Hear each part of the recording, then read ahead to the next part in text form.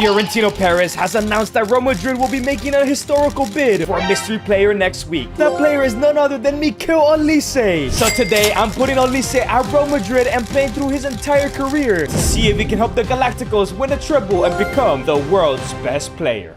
But of course, here we go. Olise is joining Real Madrid. He isn't the only one though, as Jose Mourinho is now the brand new Real Madrid manager. I wonder how he's gonna line up this team. However, signing Olise has come with a price, as Vinicius Jr. has been transferred to PSG, and a huge butterfly effect has just opened up, which has led to Bayern Munich signing not only Bradley Barcola to replace Olise, also brought in Rodrigo from Real Madrid as they missed out on Gordon, who went to Barca. Mourinho has already lost a lot of players, but he has gained a Galactico and Mikel Olise. And because of those transfers, it has led to the change of formation to a 4-2-3-1 narrow, which will mean Mikel Olise will play on that right cam side as a playmaker, but of course is joined by Denzel Dumfries and Ibrahima Konate. However, there is big pressure for Olise as Mourinho welcomes him and says, "Look, Olise, we spent a lot of money on you, and you were the last signing I was able to make, and the board wants us to go ahead and take the league title back and the Copa España back from Barcelona, and we can make some more Galactico signings this year, and I need you to do your best to feed Mbappe and Jude Bellingham." So if Olise wants to go ahead and get the best out of Mbappe, he for sure needs the advanced playmaker role to increase his passing and his dribbling. But can they topple FC Barcelona? But it's time for Mikel Olise's debut at Real Madrid in the first game of La Liga. They have a huge task if they want to stop Barcelona's dominance in Spain. Here come Levante early on. Morales gives it into Alvarez, looking for the shot, and goes wide. Dumfries on the ball, gives it to Mikel Olise. Can he create an opportunity here? Here comes Mikel Olise,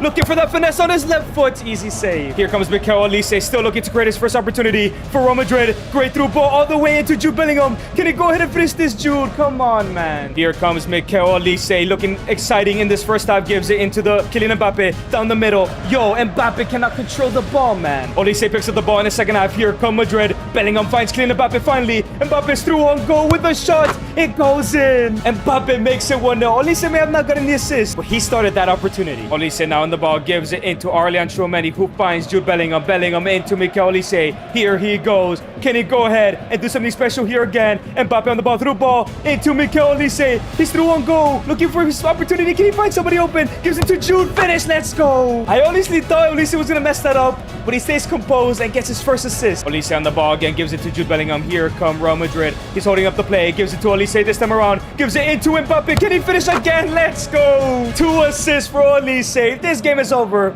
Madrid struggled in that first half though, and Real Madrid pick up their first 3 points, but they still have a long way from dominating Spanish football once again. So far, halfway through the season, Madrid are leading the race undefeated, but so are Barcelona, on only behind by 2 points, and even Atleti is still in this title race. And for the first time in January, it will be the El Clasico, and it won't be easy because Barca have signed Cucurella, Anthony Gordon, Pavlidis, Victor Osimhen, and because Olise was the last signing, Barca have stolen Madrid targets like Rodri and Josko Gvardiol. Yo, Barca built a super team. But it's time for Olise's first ever El Clasico. A win here will help continue the push of the La Liga title. El Clasico begins. Dani Carvajal joined Barca. What?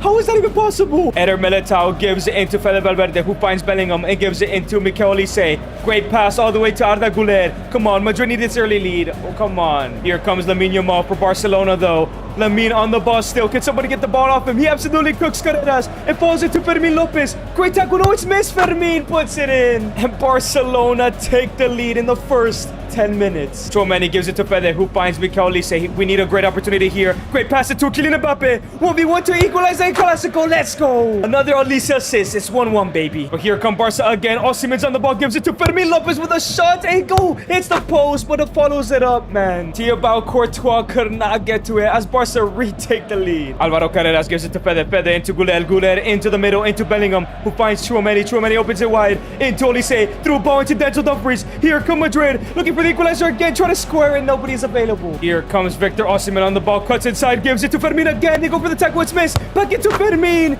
Is that a hat-trick? Fermin is cooking Real Madrid. That's his 3rd goal of the game. Madrid are getting battered, man. Bellingham on the ball. It's actually Mbappe on the ball. Through ball all the way to Jude Bellingham. Gives it to Arda Güler. Come on. Madrid need a goal. They need it desperately into Bellingham. No, Garcia. Jude Bellingham on the ball. Come on. All they need is 2 goals in 6 minutes. It's definitely possible. Mikel Olise puts inside. It's still Mikel Olise. Finesse shots. And the game is over. Madrid could not do enough. Fermin destroys Madrid. Madrid. They lost a huge advantage in this league title race. A week later, Madrid is in the Supercopa de España final. Mourinho is now required to win this. But the last time Madrid won a trophy was almost 3 years ago. They want to win this game. But it looks like there's an injury to Mbappe and a suspension to Arda Güler. So Brahim and Endrick will be starting. This is not good, man. Here comes Barcelona. First attack of the game. Pedri with a shot. Great block. Tchouameni into Olise. Here comes Real Madrid. No Mbappe. No Arda Güler. How will they perform? Great ball into Sir Bobby Charlton, who lays it off into Jude Bellingham. Can he make it 1-0? Yes, he does. Madrid finally take the lead against Barca this year. Barcelona on the ball, though, looking for an equalizer into Osimhen. Great save. Here comes Barcelona with a shot. Fermin equalizes the game. Barca have been quiet all day, and right before halftime, Fermin equalizes it. Brahim Diaz gives it to Dumfries, who finds Mikel Olise. Can somebody make a run here? No, Mbappe means nobody's making runs.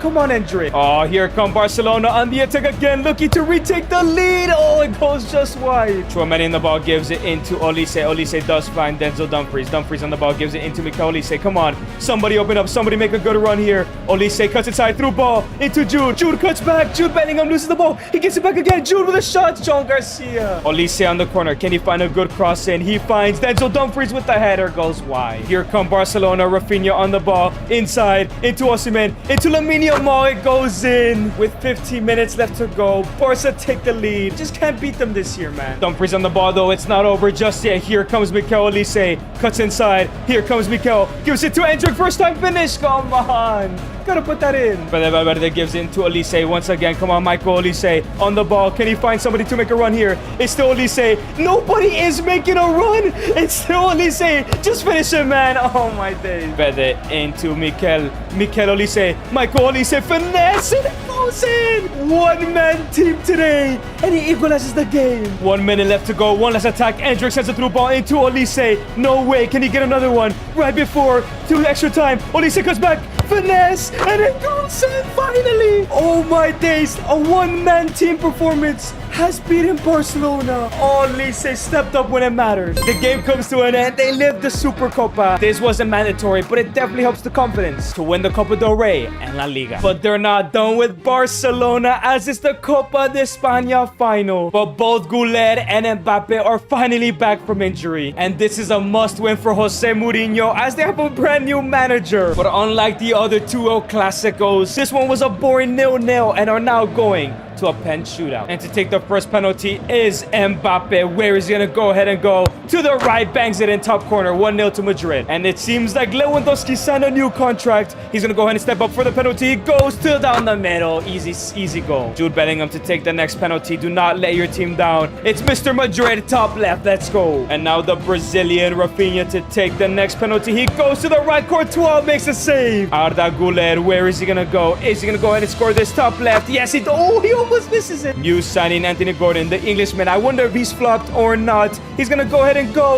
down the middle. Easy goal. Mikel Olise to take his penalty here for Real Madrid. Finesses it to the bottom, top right, and it goes in. 4-2, man. If Blondie Dani Olmo misses this, Madrid will win the Copa de España. It goes down the middle, man. If Eder Militao scores this, it's all over. And Madrid are Copa de España winners. And yes, he does. Let's go. They lift the Copa de España trophy. Halfway from earning Mourinho more Galactico signings to help Olise win the treble and the Ballon d'Or. And with 2 games to go, Madrid lead the league by 5 points. And in the second to last game, they face Atletico. All Olise and Madrid have to do tonight is beat Atletico, and they'll be La Liga winners. The game kicks off. Olise picks up the ball, gives it into Tchouameni. Tchouameni gives it into Jude Bellingham. Jude Bellingham into Mikel Olise. Here come Real Madrid. Mbappe cuts to his left foot. Here comes Mbappe with a shot. It goes in. Just like that, Mbappe gives a lead to Real. Dumfries gives it to Mikel Olise. Olise, great through ball into Mbappe. Trying to win the league title here. Mbappe finesse. Oh, beautiful goal. A second goal for Mbappe and a second assist for Olise. The league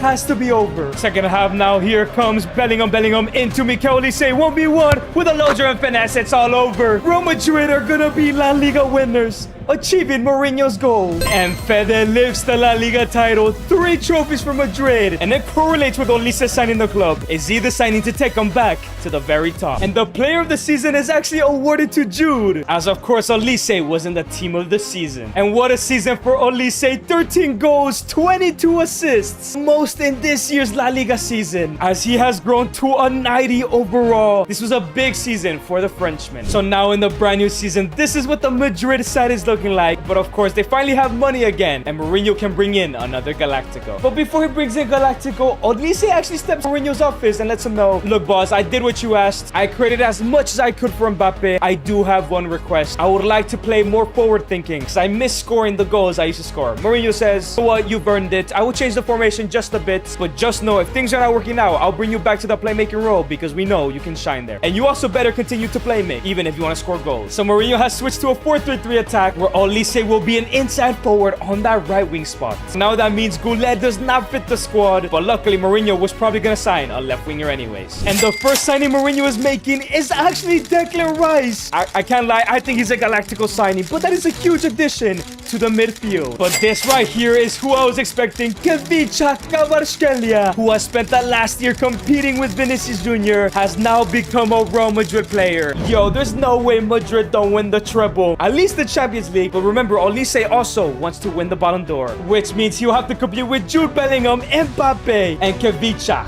Kvaratskhelia. And of course, if he wants to win the Ballon d'Or, 83 shooting is not enough, so we're giving him the inside forward role here. And so far in the Champions League, Madrid finished in second, only behind an undefeated Barcelona. But in the round of 16, they're facing Chelsea. But before the first leg, Olise has done well, 27 goals, still getting some decent assists. He's gonna run Mbappe close if they win the Champions League for the Ballon d'Or. But it's time for the first leg against Chelsea at Stamford Bridge. This game is very important because Mbappe is out with a suspension. Can Olise prove he can be trusted to be the main outlet of scoring in this team? The game kicks off. Fede Valverde gives it to Mikel Olise straight away, looking to be Lewis Hall, cuts inside. It's Mikel Olise with the finesse from there. Oh my god, he says in the keeper already. Fede into Declan Rice, and now it's Endrick back into Jude. Jude threw ball into Olise. Here come Real Madrid, 1v1. Where is his defense? Olise bangs it in. When Madrid are in the counter, you cannot stop them, even without Mbappe. Trent Alexander-Arnold on the ball, gives it into Mikel Olise, and here come Real Madrid on the ball. Olise, great dribbling, piece of skill.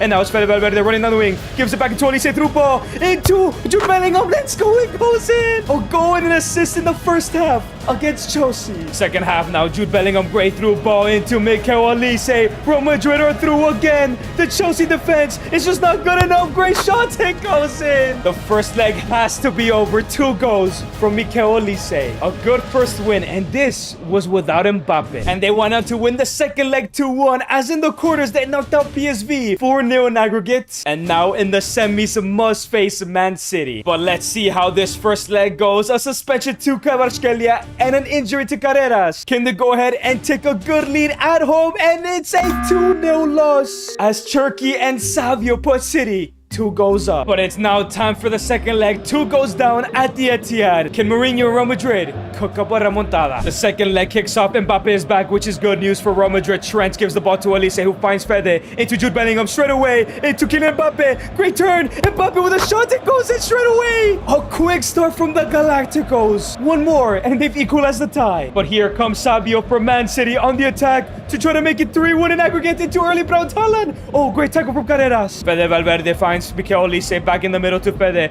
Fede into Jude Bellingham. Bellingham into Mbappe. Mbappe through ball. Olise now on the ball. Here comes Mikel Olise. Anybody gonna stop him? No. He fights Kylian Mbappe, who held his line. Mbappe goes in. In just 25 minutes, Madrid have equalized this tie. But the momentum did not continue, as Madrid are now in another penalty shootout. Can Olise and Madrid win it again? Taking the first penalty is Ryan Cherki, arguably the coolest man on the pitch. He goes ahead and goes down the left-hand side, and it goes in. Kylian Mbappe to take the first penalty. He scored 2 goals. He better score another here. Yes, he does. Almost hits the post, though. Philip Foden, Mr. Man City, looking to revive his career here. And he goes to the right for Courtois, makes a save. And now Jude to take the next penalty. Where is he going to go? Top left, bangs it in. Real Madrid take the lead. Jeremy Doku, we know he can dribble, but can he finish a penalty? And yes, he can. Mikel Olise has not missed a penalty for Real Madrid in his entire career. And it's going to be the first time. Olise, you can't can't miss it. Ronaldo Jr. playing at Man City goes to the right, and Courtois cannot save it. And now it's Kvicha. Kvaratskhelia, another cold man. He shouldn't miss his pen. No, he doesn't. 3-3. Let's go. It seems like Bernardo Silva has rejoined Man City. He goes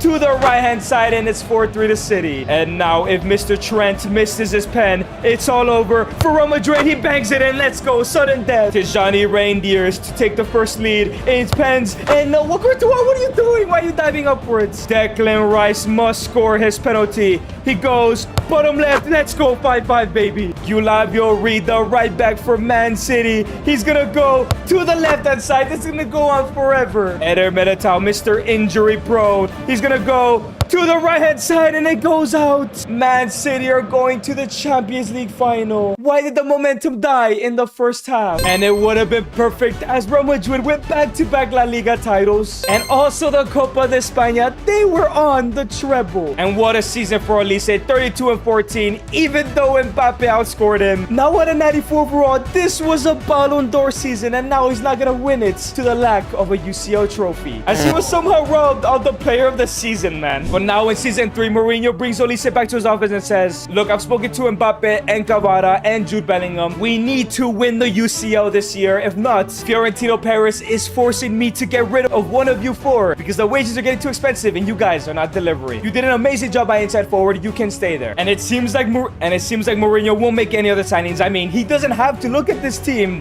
They were extremely unlucky last year. And look at Olise, arguably the best in the world, just missing one thing, and that is even faster pace.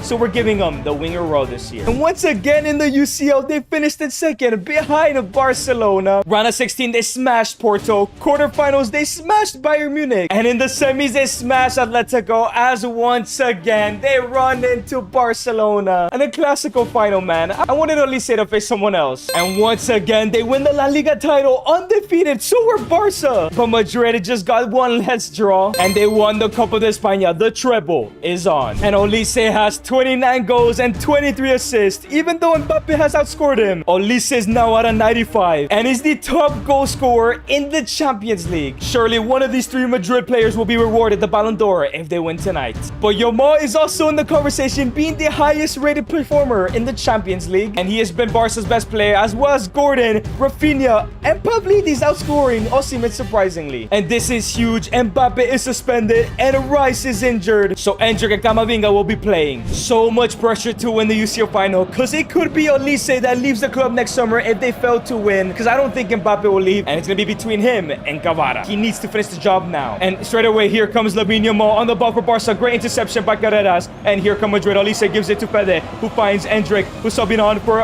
obviously a suspended Mbappe. Through ball from Trent. Through ball. Here comes Olise. No, he's outside. That was timed perfectly, man. But now it's Victor Osimhen on the ball. Great tackle from Eder Militao. Can a counterattack happen here for Real Madrid? Endrick into Jude Bellingham. Back into Endrick. Straight through ball into Olise, through on goal, squares it into Jude Bellingham. Shot! Oh, what? That's a terrible shot, man. Here comes FC Barcelona, Victor Osimhen. Oh, it's a through ball into Fermin, bringing back the nightmares. Courtois, brilliant save. Olise back into Jude Bellingham. Here come Real Madrid, back into Endrick. Endrick through ball into Olise. This time he's by himself, has no help. He's gonna have to finish his opportunity. Cuts back. Olise finesse, the trademark, and he makes it 1-0 in this UCL final. Fermin could have scored that, but this is huge.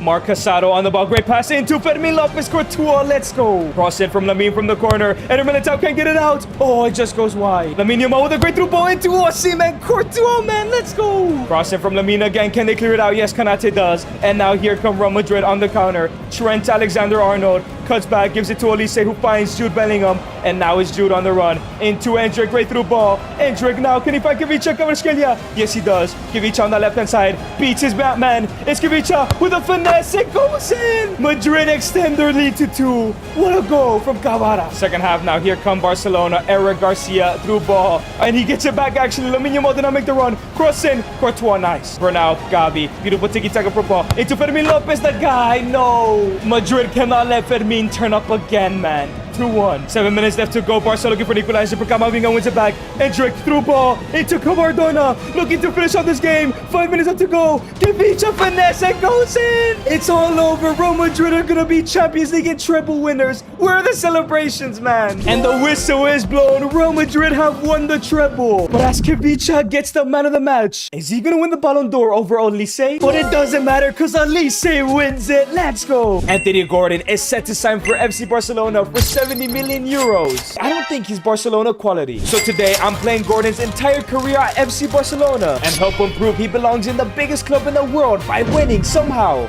the Ballon d'Or. So here we go. Anthony Gordon is joining FC Barcelona. This is the quickest deal in history. When I fell asleep last night, there was 0 links of him joining Barca, and he's basically already joining them, wearing the number 27 here at the Camp Nou. And at 25 years old, Anthony Gordon is an 82 overall and can play anywhere across the front line. But the problem is he's not the best left winger, that's Rafinha. He's definitely not the best right winger here, as they have Lamine Yamal. And he's not even higher rated than Ferran Torres. But regardless, Hansi Flick tells Anthony Gordon, there's a lot of noise about me signing you, but I'm trusting you, so you better not let me down. You have a contract to 2030, and if you want to go ahead and stay at Barcelona past that, you need to prove it to me by helping us win the UCL. Or something I don't believe you can do is actually win the Ballon d'Or. I believe you have the ability to fit in the squad. Now, Barcelona's main target this summer was to sign Julian Alvarez. But because they spent 70 million on Gordon, they were only able to sign Marcus Rashford on a permanent deal, Joao Cancelo on a permanent deal from Al Hilal, and finally Christian Romero from Tottenham Hotspur. The signing of Gordon has prevented Barca signing the likes of Julian Alvarez and Nicolo Schlotterbeck. But regardless, Anthony Gordon is going to be the starting left winger here, with Marcus Rashford switching to a striker role and Rafinha to a number 10 role. And he has a huge task in his hands as he's going to be the inside forward, while Lamine Yamal is going to be more of the playmaking winger. Can he be the one to score majority of the goals in this side? Well, we definitely need to help him out because his shooting is absolutely garbage. Other than pace and maybe a bit dribbling, I don't think Gordon is too special. That's why I'm skeptical about him joining in real life. But we're going to give him the inside forward role because he has till 2030 to either win the UCL with Barcelona or win the Ballon d'Or, whether that's through Barcelona performances or at the Euros and the World Cup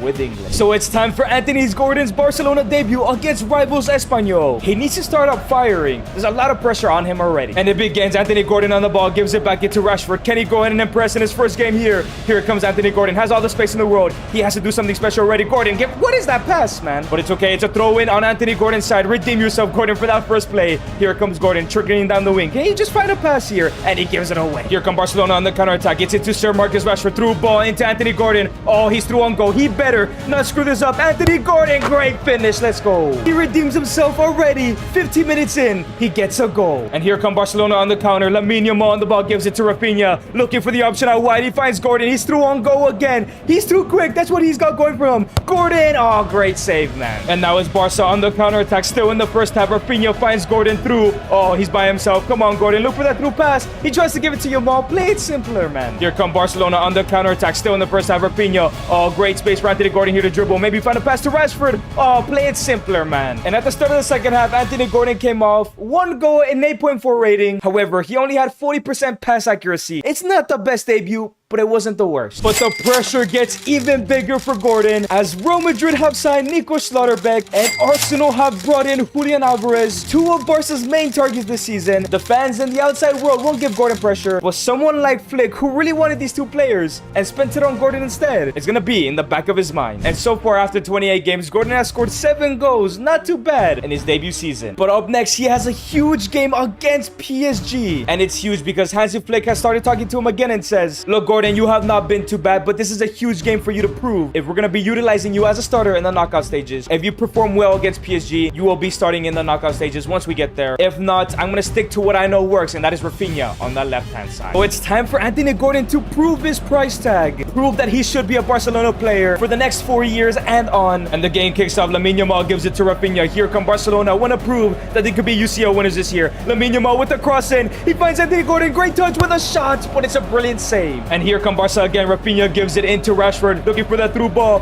He does find Anthony Gordon. Come on, Barca need to go 1-0 up. Great spin turn. Gives it to Rashford. Back into Rafinha. 1v1 cuts inside. Fulga cuts inside again. Finesse. And it's a great save, man. Kubarsi to Gordon. Going into Rafinha with a finish. Great save, man. Rafinha on the ball now with a great pass into Rashford. Great header down. Here comes Gordon. 1v1. Can he look for the finish? No, he crosses in. Lamine Yamal cannot control it, though. And now it's PSG on the attack for the first time in this game. Kivicha Kevicha Kvaratskhelia. Or Barca gonna be punished for not taking their chances earlier. It's still Kevicha. Passes it back. Zaya Emery finds somebody in the middle. Shot. Great save, Garcia. PSG on the attack again. Marquinhos into Joao Neves. He's in the box. Somebody get the ball off him. He passes it back. Nuno Mendes. Dembele. Back into Joao Neves. Looking for the shot again. Garcia. And in the second half, it looks like Gordon is coming off. Didn't have the worst or the best performance. Is Hansi Flick gonna trust him from now on? As Barca end up losing the game 1-0. After the game, Flick talks to Gordon and says, look, it's not your fault we lost, but we didn't win because of you either. You lost a lot of your battles to Hakimi, and I expect the very best for my wingers, even if it's against the best right back in the world. I will not be trusting you to start in the knockout stages, but you will continue to start in every other competition. Prove me wrong, so next year, I can rely on you. And well, let's just say there was a big game coming up as Barca are sitting in third. Madrid are running away from the league. And up next is the final El Clasico. And if Barca want any chance to try and win the league title, they have to win tonight. And Gordon must be one of the reasons they do it. And here come FC Barcelona. First attack of the game, Rafinha with a great ball all the way into Lamine Yamal. Crossing all the way to Gordon, takes the touch, shoots, but is blocked by Schlotterbeck. Throw it now for FC Barcelona. Gordon picks up the ball once again. Little roulette from him. Can he get past his defenders? Gordon gives it into Rashford. Rashford on the ball now, cuts back, gives it back to Gordon, looking for the shot, but Schlotterbeck is pocketing him. And now it's Lamine Yamal on the ball, gives it into Anthony Gordon. Here he comes. He cuts back, beats Trent, looking for the finesse. He bangs it in. And what a statement for Anthony Gordon, his first ever goal. But here come Real Madrid looking for an equalizer. Fede Valverde gives it to Tchouameni into Jude Bellingham. Bellingham into Vinicius Jr. with a shot. Easy goal, man. But in the 30th minute, Vinny gets a goal back. Barca on the counter-attack now. Great pass all the way into Anthony Gordon. Can he create something? He's not really much of a creator. Great ball. And he finds Rafinha. And here comes Rafinha. Yamal takes a touch, brings it down, has a shot, and goes in. And what a goal for Lamine Yamal. Gordon started that attack, if you guys saw. And here come Barca in the second half. 2-1 up. Can they get a third? Rashford is holding up the play, waiting for the run of Gordon. He does find them. He's through on goal, 1v1 against Lunin, squares it to Rafinha. Let's go. And Rafinha makes it 3-1 in the second half. Gordon gets an assist in this game. He's cooking. And the whistle is blown. Barcelona pick up a victory in the El Clasico. Gordon with a huge performance. Can they come back and win the league title from here? And no, it wasn't enough. They actually finished with 96 points. As Atletico without Julian stole the show. Madrid really bottled that. And Barcelona did win the Copa de España this year, but failed to win the Copa del Rey. And without Gordon being the man, Liverpool dominate Barca in those semi-finals. Did Hansi Flick make a mistake? And it's not a bad season at all from Gordon. 23 goals, but 2 assists. That is extremely worrying. He is now at an 84 overall, which is great news. As Vinny surprisingly is the player of the year. And if Gordon ever wants to be a Ballon d'Or candidate, he at least has to be in the team of the season, man. And of course, Gordon did not win the first Ballon d'Or as it's given to Haaland. Bro, let's not forget that he's competing with his teammate Lamine Yamal and Rafinha. So Gordon really has to become a superstar. If you've enjoyed this video so far, make sure to subscribe and comment down below who you would have signed. I would have gone for Barcola. And season 2 begins as Hansi Flick is speaking with Gordon again. Of course, remember, there's a Euros at the end of the summer. If Gordon can win that, he has an outside shout of winning the Ballon d'Or. But anyways, Flick tells him, look, your first season was pretty good, but I expect more from you. 70 mils is a huge price tag. I want to create the new MSN here, and I'm still going to trust you. But luckily, the pressure's off from the media as I want to make more signings. But I'm expecting you to do even better this year, especially because you'll be starting in knockout games. But now at 26 years old, 84 overall, his shooting has gone a lot better. I was very unhappy with his assist last year, so we're going to go for the wide playmaker role this time around. And Hansi Flick made his signings as up first, he got Marco Corella from Chelsea to return to the Blaugrana. And it seems like it's a double swoop from Chelsea as they've also convinced Joao Pedro to finally join the club. Now he has no excuse to not get assists with a world-class striker playing up top. And this is the brand new starting 11 for FC Barcelona with Joao Pedro playing up top. And Gordon's role has actually changed to a wide playmaker, so he's going to be asked to create much more. And so far in the Champions League, Barcelona have been absolutely perfect. But in the round of 16, they have Milan where they lost the first leg 2-0. So it's time for Gordon's first ever knockout game for Barca as he was suspended in the first leg. The game kicks off. Here comes FC Barcelona. Gordon is on the ball, gives it to Frankie de Jong.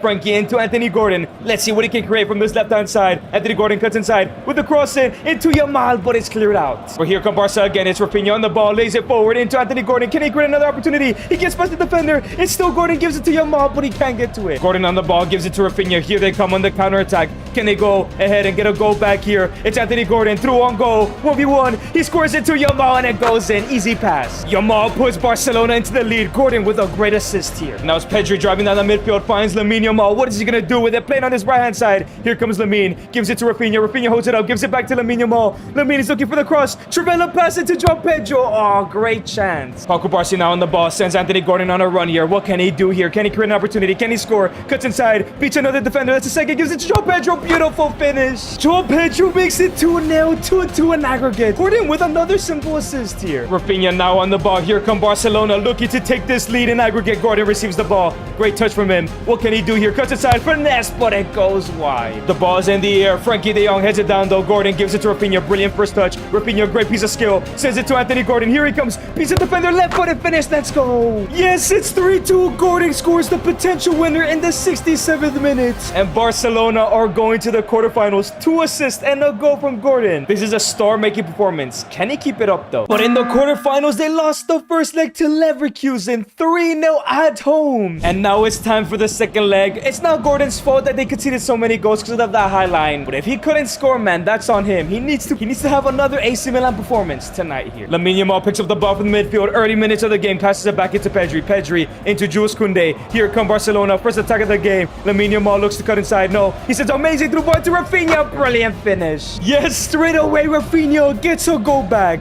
Oh, the remontada might be happening, you know. Pedri now on the ball. Great pass into Lamine Yamal. Can he create another opportunity? He's been the only one playing so far. Here comes Lamine again. It's still Lamine. Great through ball into Anthony Gordon. Should his easy tapping. What are you doing? You gotta make a better pass. Here comes Leverkusen trying to crush Barcelona's hopes and dreams of a remontada. It falls to Pavlidis. 1v1. A great save from Johan. Benziger on the ball now. Here comes Leverkusen building up the play. Matza on the ball. Gives it into... Oh, and now it's Pavlidis with a shot. It goes in, man. And Pavlidis gets another goal for Bayer Leverkusen. It's 4-1 now. It's Leverkusen on the ball again. They've really been dominating since that first goal from Barcelona. And now it's a through ball into Pavlidis with a shot, man. And Pavlidis scores again. It's 5-1 in the 31st minute. Nobody's doing anything. And Joao Pedro kicks the ball out. Rafinha gives it to Lamine Yamal. And here comes Yamal. Gets rid of one. Gets rid of a second. It's still Lamine. It's weak ass marking from the defenders there. Lamine into Rafinha. It pulls in. Straight away, there's a response from Rafinha. It seems like Yamal and Rafinha are the only ones playing tonight. Barcelona right before halftime. Can they get another goal back? Great pass from Rafinha. Gordon, can he finally do something in this game? Cuts inside.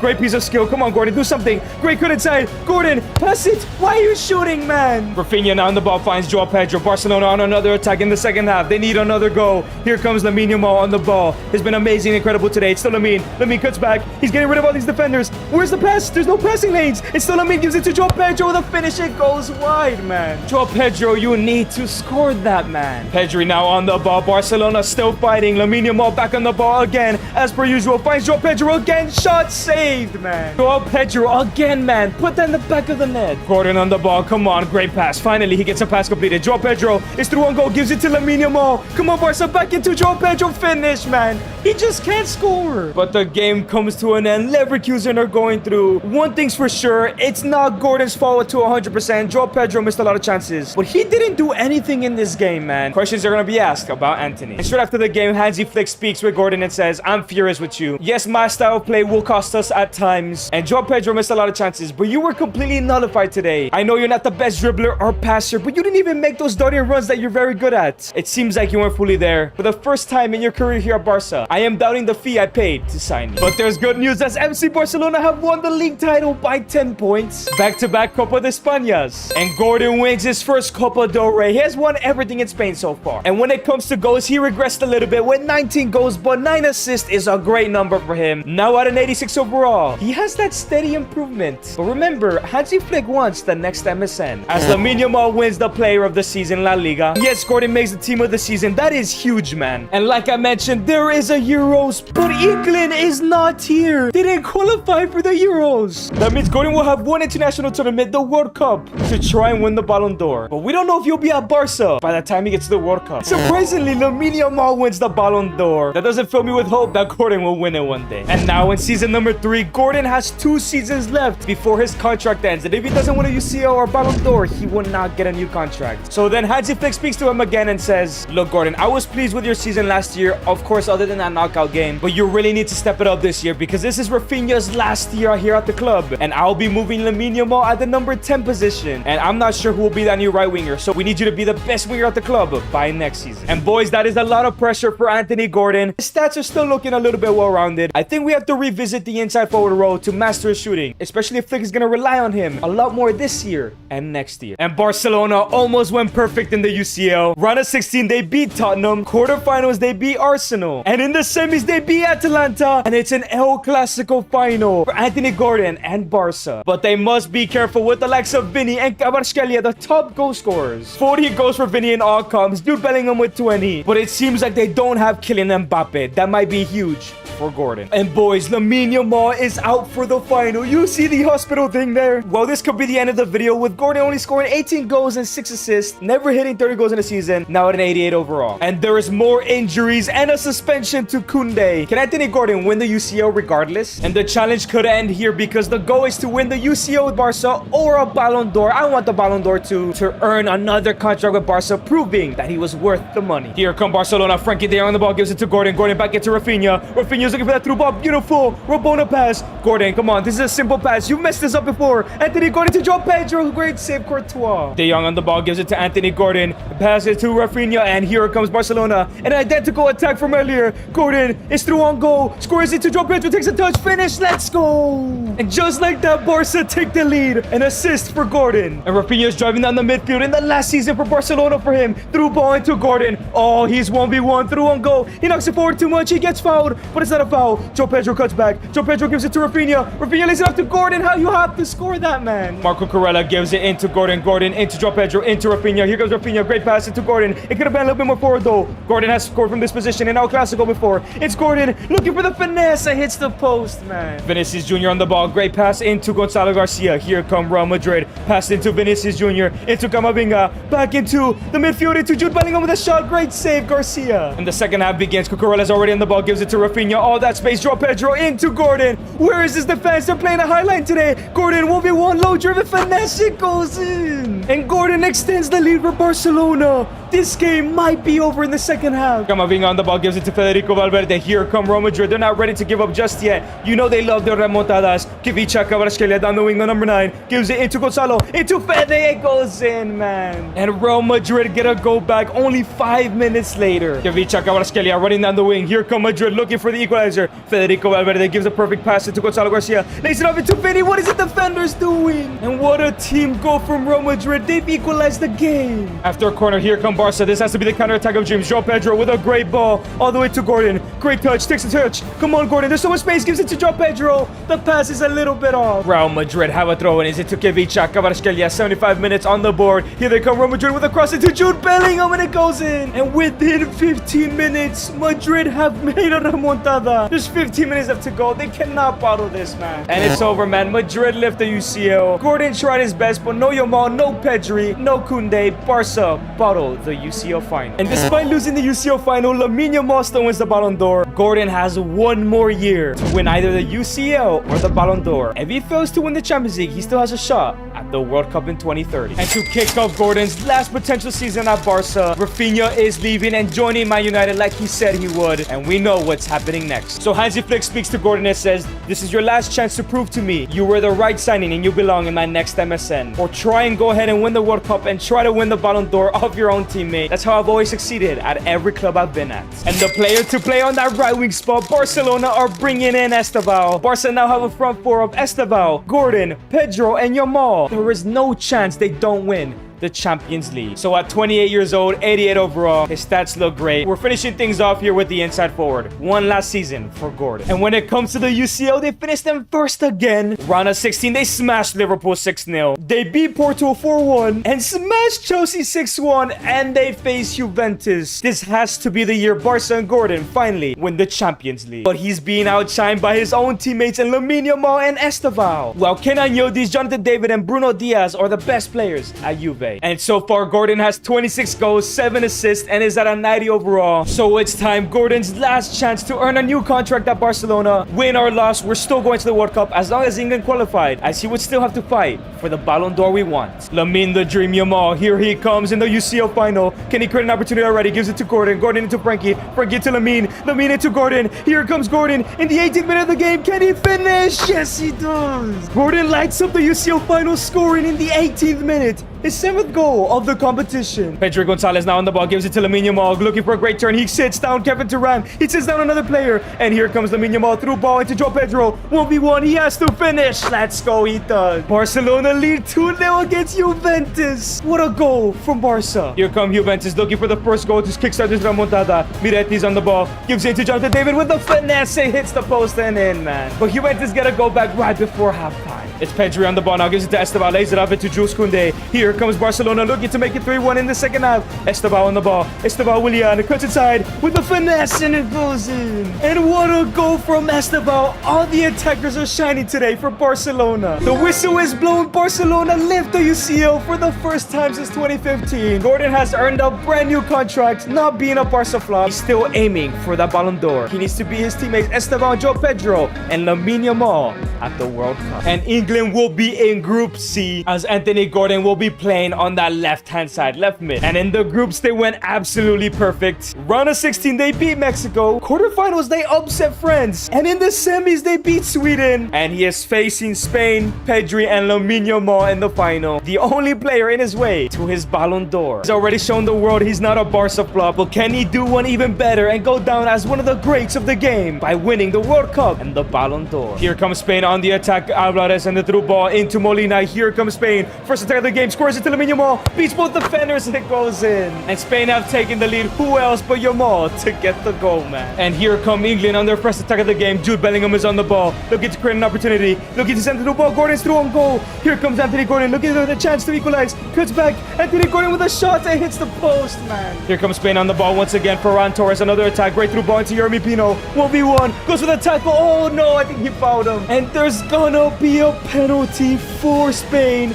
Nico O'Reilly with the foul, man. Lamine Yamal to take the penalty. He goes to the right and it goes in, man. And Yamal converts the penalty. It's 2-0 to Spain in the 41st minute. And it's over. Spain lift the World Cup. Yamal's a World Cup winner. And he wins a 3rd Ballon d'Or in a row. Gordon could not win the Ballon d'Or. But did he become a flop, though? Yan Diomande has been the breakout star of the World Cup. He absolutely embarrassed Hinka Cheeks. Tormented one of the best fullbacks in Joshua Kimmich. And is now linked with the biggest clubs in world football. So today, I'm playing through the rest of Yan Diomande's career with one goal in mind. Making him the world's best player by winning the Ballon d'Or. So this is Yan Diomande in 2026 and 84 overall at just 19. And we know his best attributes is his pace, but more importantly, his dribbling. But before we choose a brand new club for Yan Diomande, Ivory Coast finished 2nd in the group, which means they now face Norway in the round of 32. And Yan Diomande will be playing on that left-hand side. If he continues to perform, you never know. What if Ivory Coast win the World Cup? Fofana into Yan Diomande. Here come Ivory Coast. Gives it into Yohan Boni. Through ball into Yan Diomande. 1v1 with a finish and it goes in.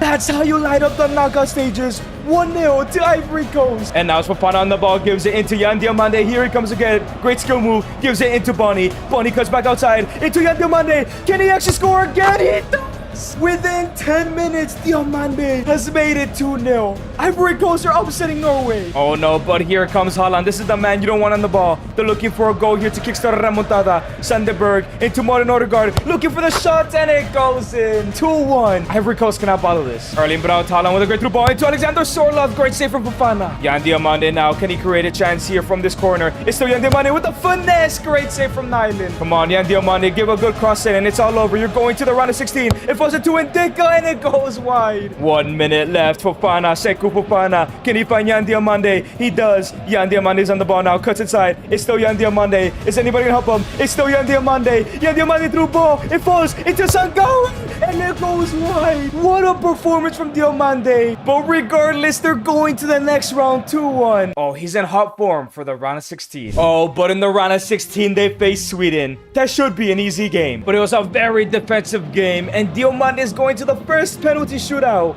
in his career at the World Cup. Now, this is a bit worrying. They have the likes of Isak and Gyökeres is no longer on the pitch. Alexander Isak to take the first penalty for Sweden. He goes to the left and it goes in, man. And now Frank Kessié, the leader of this team. Surely he should put this one away. Bottom left. Oh, it's saving. It's down the middle. Come on, Kessié. Dejan Kulusevski for Sweden. Where does he go? To the left and Fofana almost gets a hand to it. Yohan Boni from Inter Milan. Surely he should score this. He goes to the bottom left and saved again. A masterclass from the Swedish keeper. Now it's the right back for Sweden. Home Where is he gonna go? He goes to the right. It's saved by Fofana. He can make a save too. Yan Diomande, the biggest moment of his career. This can determine what club he goes to. Top left and goes in. Cool and composed. Victor Lindelof up next. Where is he gonna go? To the left and it goes in, man. That's not good. And now if Mr. Amad Diallo misses this, it's all over for Ivory Coast. And they're knocked out in the round of 16. He bangs it in. Come on, Amad. And finally, Anthony Elanga. If he scores, Sweden go to the next round. It's saved by Fofana.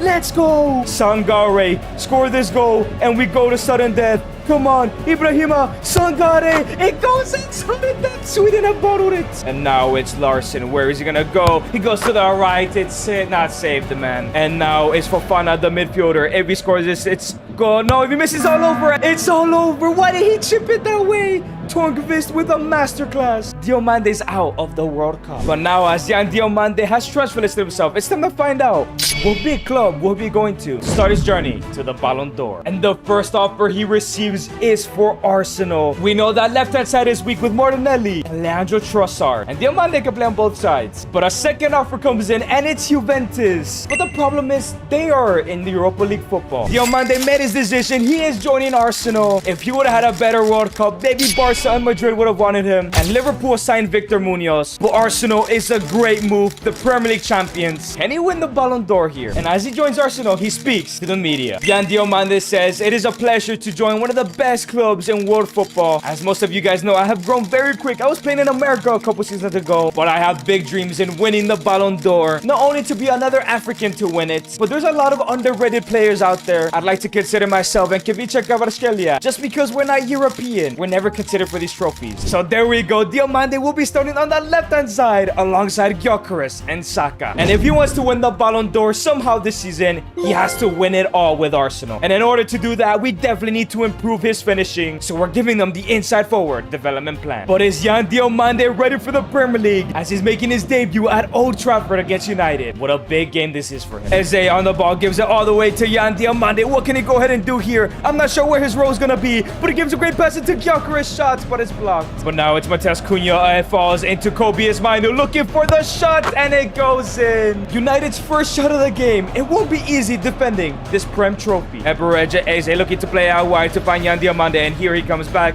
in the middle into Declan Rice, into Eberechi Eze. Great through ball into Yan Diomande, looking for the first goal of this game for Arsenal. Cuts inside, Yan Diomande finesse and goes in. That's how you light up the Premier League on your debut for the defending champion. But now Bruno Fernandes gives it into Benjamin Sesko, and it goes in. Yo, Saliba and Gabriel are sleeping there. Sesko takes the lead again. Here come United again right before halftime. Manuel Ugarte into Kobe Mainu. Mainu into Bruno Fernandes. Ugarte back into Mazraoui. Great tackle from Gabriel. Can Arsenal go on his counter-attack? Diomande into Eze. Eze into Gyökeres. Back into Yan Diomande. He has become the main man in tonight's match. It's Yan Diomande, and it's a great save, Lamin. Saka on the corner now gives it into Yan Diomande. No crossing it in from Arsenal tonight. Diomande, great block, man. Saka on the corner again, gives it to Yan Diomande. Takes a touch forward instead with the cross in. Finds Gyökeres. It falls into Gabriel. Oh my god. Diomande almost gets an assist. Amad Diallo Mazraoui into Kobe Mainu. Here come United again. Saliba with a great tackle. And now it's Eberechi Eze. Here come Arsenal looking for a goal still. Diomande, great pass into Gyökeres. And now it's Victor. Cuts inside. Victor Gyökeres finesse, and it goes in. It's a first assist for Diomande. Gyökeres equalizes the game, man. Benjamin Sesko on the ball gives it to Bruno Fernandes. Great tackle from Gabriel. Arsenal looking to win this game. Mainu, great tackle. And now it's Eberechi Eze. Finds Yan Diomande. And here comes Yan. Can he go to create an opportunity? He feeds Victor Gyökeres again. And here comes Victor. Victor passes it back into Yan Diomande with the shot saved. Horrible shot. But now 76th minute. Here comes Yan Diomande on the ball. Gets rid of one. It's still Yan through ball into Victor Gyökeres. 1v1 and it goes in. Arsenal complete the remontada. Diomande a goal and 2 assists. What a debut. What a way to introduce yourself to the Premier League. With Diomande here, Arsenal can win it all. And up next, Diomande has his UCL debut with Arsenal against Wolfsburg. But before the game, Arteta speaks with him. He says, "Yeah, you've been sensational so far. However, in the Champions League, I want to utilize you as a wide playmaker. playmaker. I want to test something about your game this season because I might make some big changes going into next year. Yan Diamante responds, of course, boss.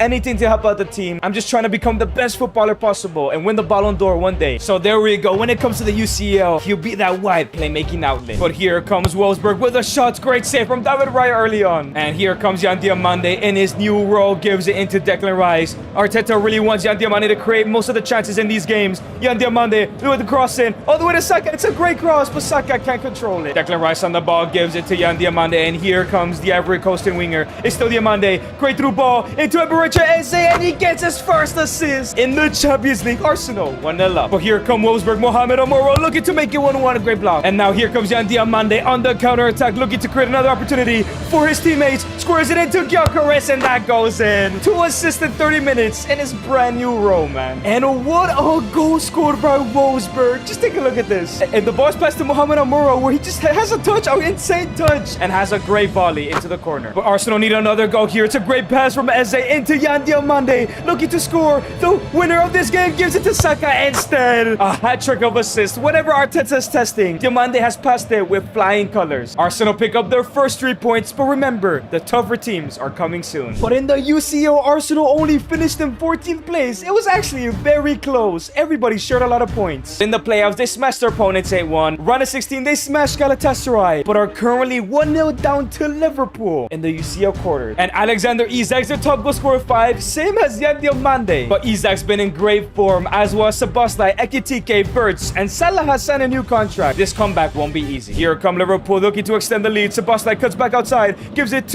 into Isak, and it's a great save from David Raya. Another great save. Yan Diamante picks up the ball. Remember, he's a wide playmaker when it comes to the Champions League, not competitions. Declan Rice back into Yan Diamante, looking to create the opportunity of the century for Arsenal. It falls into Gyökeres, and it goes wide. Come on, Victor. Declan Rice on the ball. Brilliant pass into Yan Diamante, and here comes the Ivory Coast winger into Eberechi Eze. Through on goal again. It goes to the top corner. Diamante just knows how to find his teammates. They've equalized the tie. Yan Diamante on the ball again early on from scoring that goal with a brilliant pass into Saka. Can he get there? And yes, it is a good pass. Saka back all the way to Zubimendi. Zubimendi into Declan Rice. Declan Rice cutting all the way back into Diamante. Diamante with the cross back into Saka. It's a brilliant post shot. It hits the post. But now it's Liverpool on the ball. Dominic Szoboszlai lays it up to Ryan Gravenberch, who finds Szoboszlai again. Isak. Oh, it's a great pass into Jeremy Frimpong. 1v1 against Ryan, squares it into Mala. And Liverpool retake the lead, man. Liverpool on the ball. Great tackle from Yan Diamante. Looking for that pass into Saka. Can he find him? Yes, he does. Bukayo Saka finish. It hits the crossbar. Come on, Saka. Oh, here comes Said El Mala on the ball. Great tackle from Gabriel. And now Zubimendi. Zubimendi into Victor Gyökeres. Into Yan Diamante. And here comes Ivory Coast winger into Eberechi Eze. 1v1. Can he finish this? Eberechi Eze hits the crossbar again.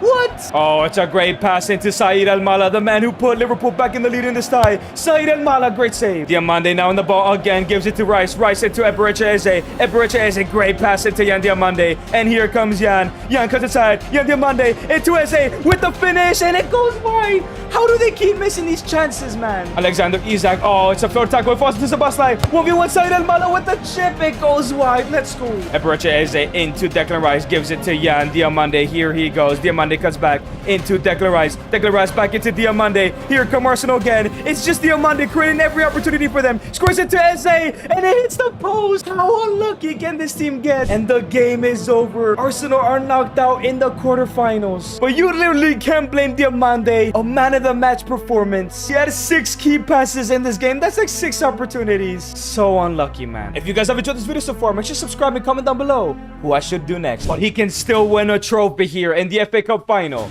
against Everton. And surely Diamante will win the first trophy of his career against Everton. The final kicks off Gyökeres with a great pass into Yan Diamante, who is playing as an inside forward today because it's not the UCL. Cuts inside, left-footed finesse. Oh, it's beautiful. We know this guy has finishing ability. 1-0 already. And now it's Victor Gyökeres on the ball straight away again. It's into Yan Diamante, crossing into Saka. Oh, it goes wide. That should have gone in. Yan Diamante picks up the ball again, looking to create another opportunity. He's been practicing all season. Gives it to Bukayo Saka once again. Saka with a shot, and it goes wide. Arsenal should be 2-0 up right now. Second half now. Declan Rice with a brilliant pass into Yan Diamante, who cuts inside. Yan Diamante again bangs it in. A brace for the young winger. that trophy is his. Oh, but here come Everton looking to make it 2-1, and the chip shot goes in. David Raya took a huge risk, and it did not pay off. Declan Rice on the ball, gives it to Yan Diomande, who finds Eberechi back into Yan Diomande, looking to get his third to finish off this tie. It's over, man. His first ever hat-trick for Arsenal to secure the FA Cup. The whistle blows and Diomande lifts his first ever trophy. Oh, he's in for a big season next year. He's getting closer to that Ballon d'Or. And Diomande was also able to win the Prem with Arsenal by 5 points, I believe so. And a team of the season inclusion in the Prem is so impressive, man. Diomande has to be one of the world's best at this point. And what a season he had. 28 goals and 13 assists. Arguably the best Arsenal player in this side. And now at an 87 overall. Next year is a big year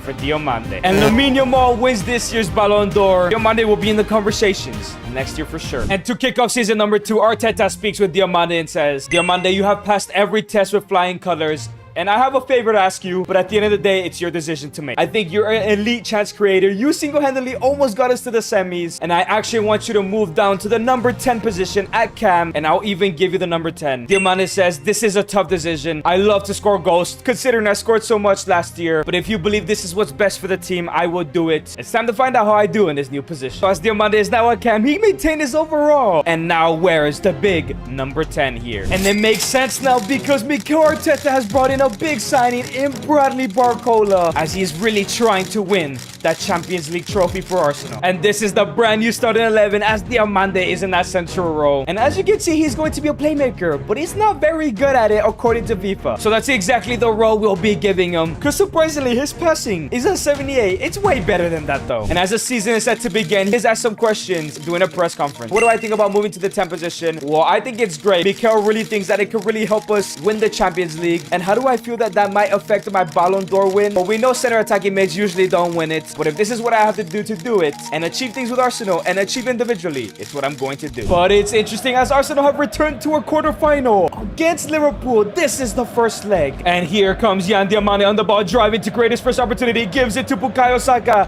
Here come Arsenal. 1v1 with a shot that Saka puts it away. In just 12 minutes, Arsenal take a 1-0 lead in this first leg. Yan Diomande picks up the ball again, gets rid of one defender. And here comes Yan again. Gives it into Zubamendi. Back into Bukayo Saka. Saka in the middle to Yan Diomande, who gives it to Bradley Barcola. Horrible defending from Liverpool. Barcola makes it to within 15 minutes. Arsenal are definitely going to the semi. Second half now. Here comes Yan Diomande. Can he beat his defender? Yes, he does. This is a great ball into Barcola. Back into Declan Rice. Into Yan Diomande. Through on goal to Gyökeres with a finish. Oh my days. Van Dijk is having a stinker. Is that a third assist for Diomande? I don't know if he gave the pass. But this first leg is done and dusted. As Diomande does pick up a hat-trick of assists, how do you only give him a 6.9? As they went ahead and won the second leg 3-1. But in the semifinals, they lost 3-0 to Real Madrid in the first leg. And Vinicius Jr. has had an incredible tournament so far. But they now have the likes of Alexander Isak, Jude Bellingham, Gonzalo Garcia. And as I scroll down, I don't see Kylian Mbappe whatsoever. Oh no, there he is. Only 5 appearances. He must be injured. So now at the Estadio Santiago Bernabeu, Diomande and his team somehow have to do a remontada against a team who started that gimmick. And now here come Arsenal. First attack of the game. Yan Diomande. Can he find somebody? He finds Bukayo Saka, who's through on goal. 1v1 with a no. He's offside. And here we see Saka is just offside. That could have been 1 goal back. Here comes Eduardo Camavinga for Real Madrid, and it goes wide. They almost ended this tie. Declan Rice now on the ball, gives it to Zubamendi, who finds Yan Diomande. Great ball into Victor Gyökeres. He's through on goal. 1v1. Victor, it goes in. And it's 3-1 now in aggregate. Diomande with another assist again. Arsenal on the ball once again. Zubamendi into Declan Rice, who finds Yan Diomande with a finesse from outside the box. It hits the post. That was a really great shot. Second half now. Arsenal only have 1 goal, and they still need to at least draw. Diomande is now on the ball. Gives it to Victor Gyökeres. Holds the play. Beautiful turn. Gyökeres. Let's go. It goes in. Gyökeres gets the ball back. Come on. 1 more goal, and it's all square. Diomande wins the ball back. It's brilliant from him. And here he goes. He beats other defenders. Looking for the shot that goes wide. Come on, Diomande. Chill out, man. Saliba wins the header. Gives it to Zubamendi, who finds Diomande on the ball once again. Can he find Bradley Barcola? Yes, he does. And here comes Barcola. Scores it into Gyökeres. Shot. It's saved, man. Saka on the corner now gives it to Bradley. Barcola, who lays it up all the way to Zubamendi. Into Declan Rice. Looking for the shot from outside the box. Oh, that was pretty close, man. Zubamendi on the ball. Gives it to Declan Rice, who finds Yan Diomande on the ball. Little roulette just for confidence there.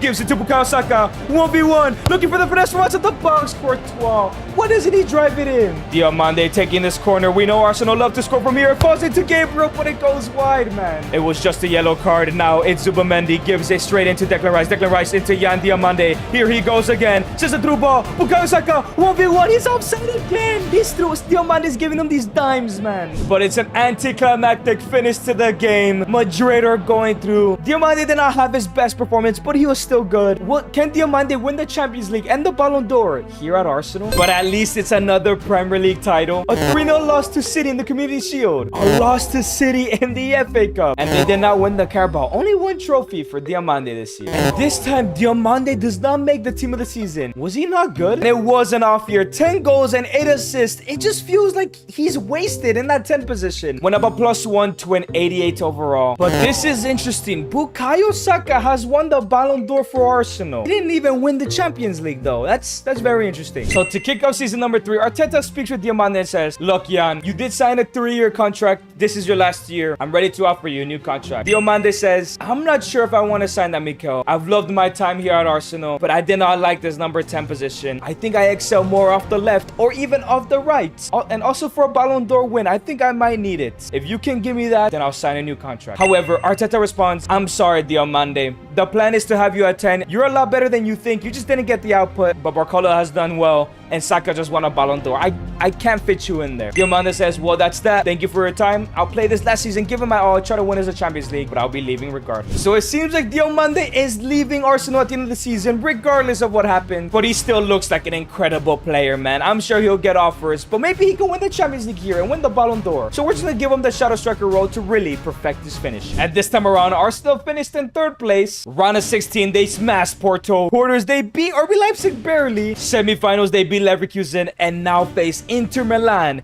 in a UCL final. And Yohan Boni, Diomande's teammate at a national level, is cooking. With 32 goals, 22 goals for Lautaro, 2 men up top is rare. And the rest of their team is doing pretty decent, if I do say so myself. And Diomande has a good season, 14 goals and 8 assists. But we know he can be up here if he was playing on the wing. At least he is now at a 91 overall. He can leave Arsenal by delivering them a Champions League. But who knows, if he wins the UCL, he might win the Ballon d'Or. And the challenge is over. We would have successfully taken over his career. But let's not get ahead of ourselves. Let's see what happens tonight. And here come Arsenal. First attack of the game. Gyökeres gives it to Yan Diomande. We know he can create chances. He finds Bradley Barcola. 1v1 with a finish and it goes in. I can't lie. This matchup might be uneven. Arsenal's attack is brilliant. Here comes Inter Milan though. Joao Costa gives it into Lautaro Martinez and it goes in. This might be a band-for-band game. 1-1 in only 13 minutes. Lautaro Martinez on the ball once again. Scored the first goal. Gives it into Peter Sucic. Peter Sucic is 1v1 shot saved by Raya. Declan Rice now on the ball. Gives it into Yan Diomande. Here comes the young Ivory Coast winger. He's still like 21, bro. Great ball into Gyökeres, who lays it off into Bradley Barcola with a finesse, and it goes in. It makes sense why Barcola is playing and was signed. He just scored a 2nd goal in a UCL final. But now it's Inter Milan back on the attack. It falls into Joao Costa with a shot. Great save by Raya. Raya, you better get that ball. That's nice. Second half now. Martin Zubamendi gives it to Yan Diomande, who's looking for Victor Gyökeres, and he finds him. Gyökeres is through and goal. 1v1 with the finish, and it's a great save from Alisson. 64th minute now. Gyökeres back into Yan Diomande. Here come Arsenal looking to get a 3rd and maybe the dagger of this game. Bradley Barcola is running down the wing. Lays it out to Declan Rice, who finds Yan Diomande. He gets a goal of his own. Regardless of what happens, it's going to be a shame he's leaving Arsenal. He's been great.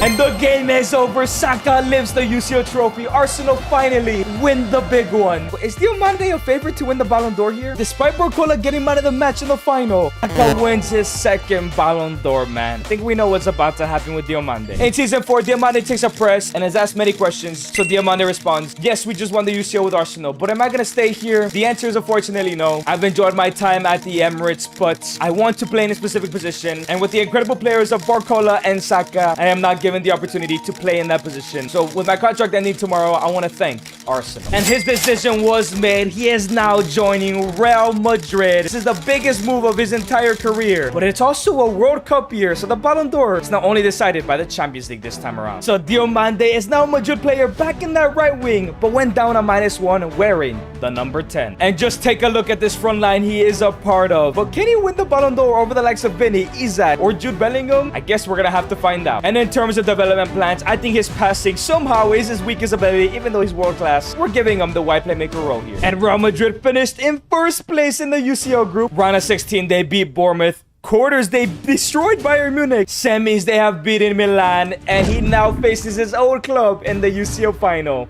What did you expect? And Vinny tops the goal scoring charts in the UCL for Madrid. But Diomande is not too far behind with 7. While in the UCL, Arsenal's goals have really been spread out. They've been playing like a team. But Diomande is going band for band with Vinicius Jr. But 27 and 5 is incredible. Now out of 92 overall. Surely he's one of the Ballon d'Or favorites now. But there's still a World Cup to play for in the summer. So the question is, can Diomande win back-to-back UCLs or his former club Arsenal? UCL final kicks off. Chouamani gives it to Jimenez, the fullback, who gives it into Yan Diomande. Gets rid of one. It's still Yan Diomande. Can he get rid of a second? No. He gives it to Vinicius Jr. instead. Vinny out wide into Jude Bellingham. Can he finish this? Great save from Kepa. Yan Diomande on this corner. Cross in. Can he find somebody? He finds Dean Huijsen with the header. But it falls into Upamecano. Goes wide. And now it's Jude Bellingham. El Capitano for Real Madrid. Driving with the ball. Carrying the ball in the middle. Gives it into Isaac, who finds Yan Diomande. Yan Diomande. Left footed finished. What is that shot, Yan? Cross in from Arsenal here. They have a corner. Great block from Dean Huijsen. And now it's Diomande on the ball. Can he get there again? Yes, he does. He's looking to beat his opponents. Diomande with a great through ball all the way into Alexander Isak.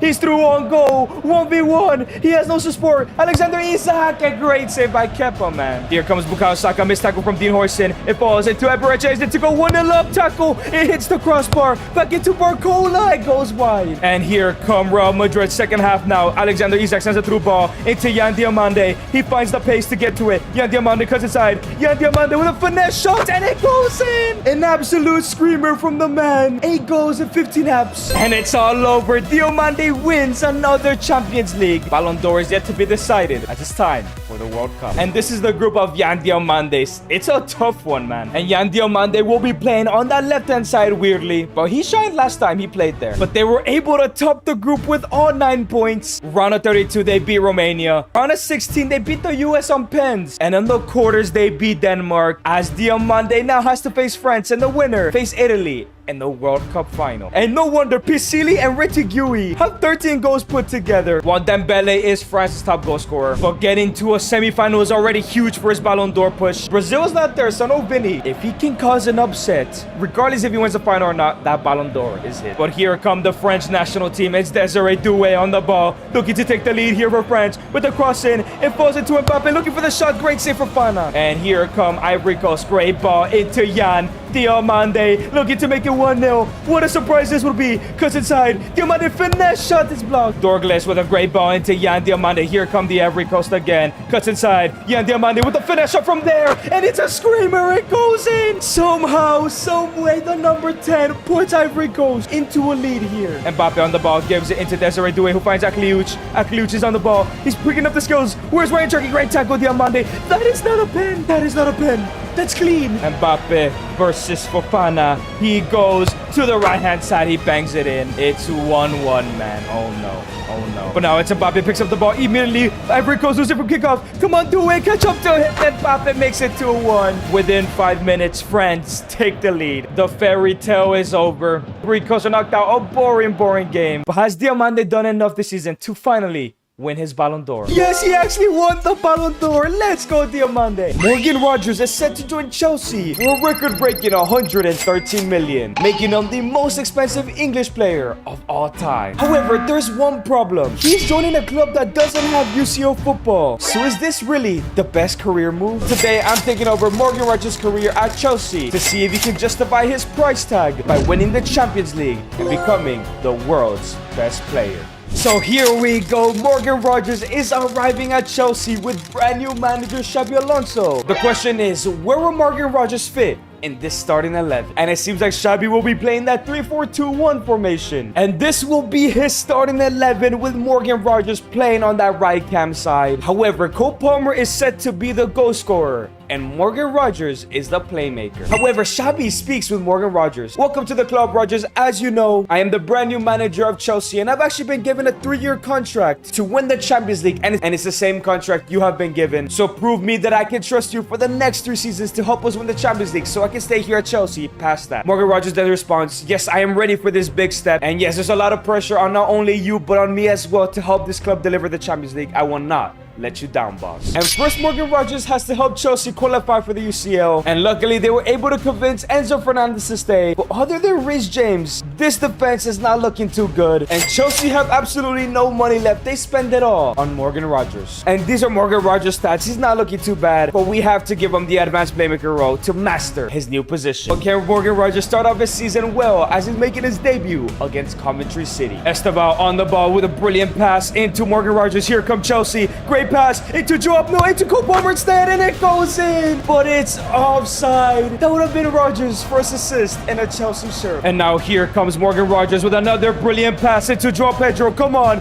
this time, and it's gonna be a red card, man. A second huge chance created from Rogers as the Coventry defender sent off. Esteban on the ball gives it into Morgan Rogers. This time there has to be a goal. Another brilliant pass. 1v1. Cole Palmer with a finish, and it goes in. Finally, Chelsea score. Finally, Rogers gets a goal contribution. Enzo Fernandez gives it to Rogers, who finds a through ball into Esteban. Here comes Chelsea again, and it goes in. A second assist for Morgan. It's been an easy game so far. 70th minute, here comes Morgan, gives it to Joao Pedro, and here comes Chelsea again, through ball into Morgan Rogers, who's 1v1, looking for his first ever Chelsea goal, and he gets it, man. Even if it's Coventry, this 3-0 victory is very important for the morale and the chemistry of this team. And the whistle is blown. Chelsea get the first 3 points. Rogers has a beautiful performance. And as he gets the man of the match, it's still a long way from winning the Champions League and maybe the Ballon d'Or one day. And 5 games into the season, Chelsea are sitting in 7th. Not too bad, but not the best, as they are facing Liverpool, a team they'll be competing for a UCL spot. And the Gerrard Slippy derby has kicked off. Chelsea need a win to prove that they're ready for the UCL next year. Esteban on the ball gives it to Morgan Rogers again. Rogers is looking absolutely dangerous, running down that wing.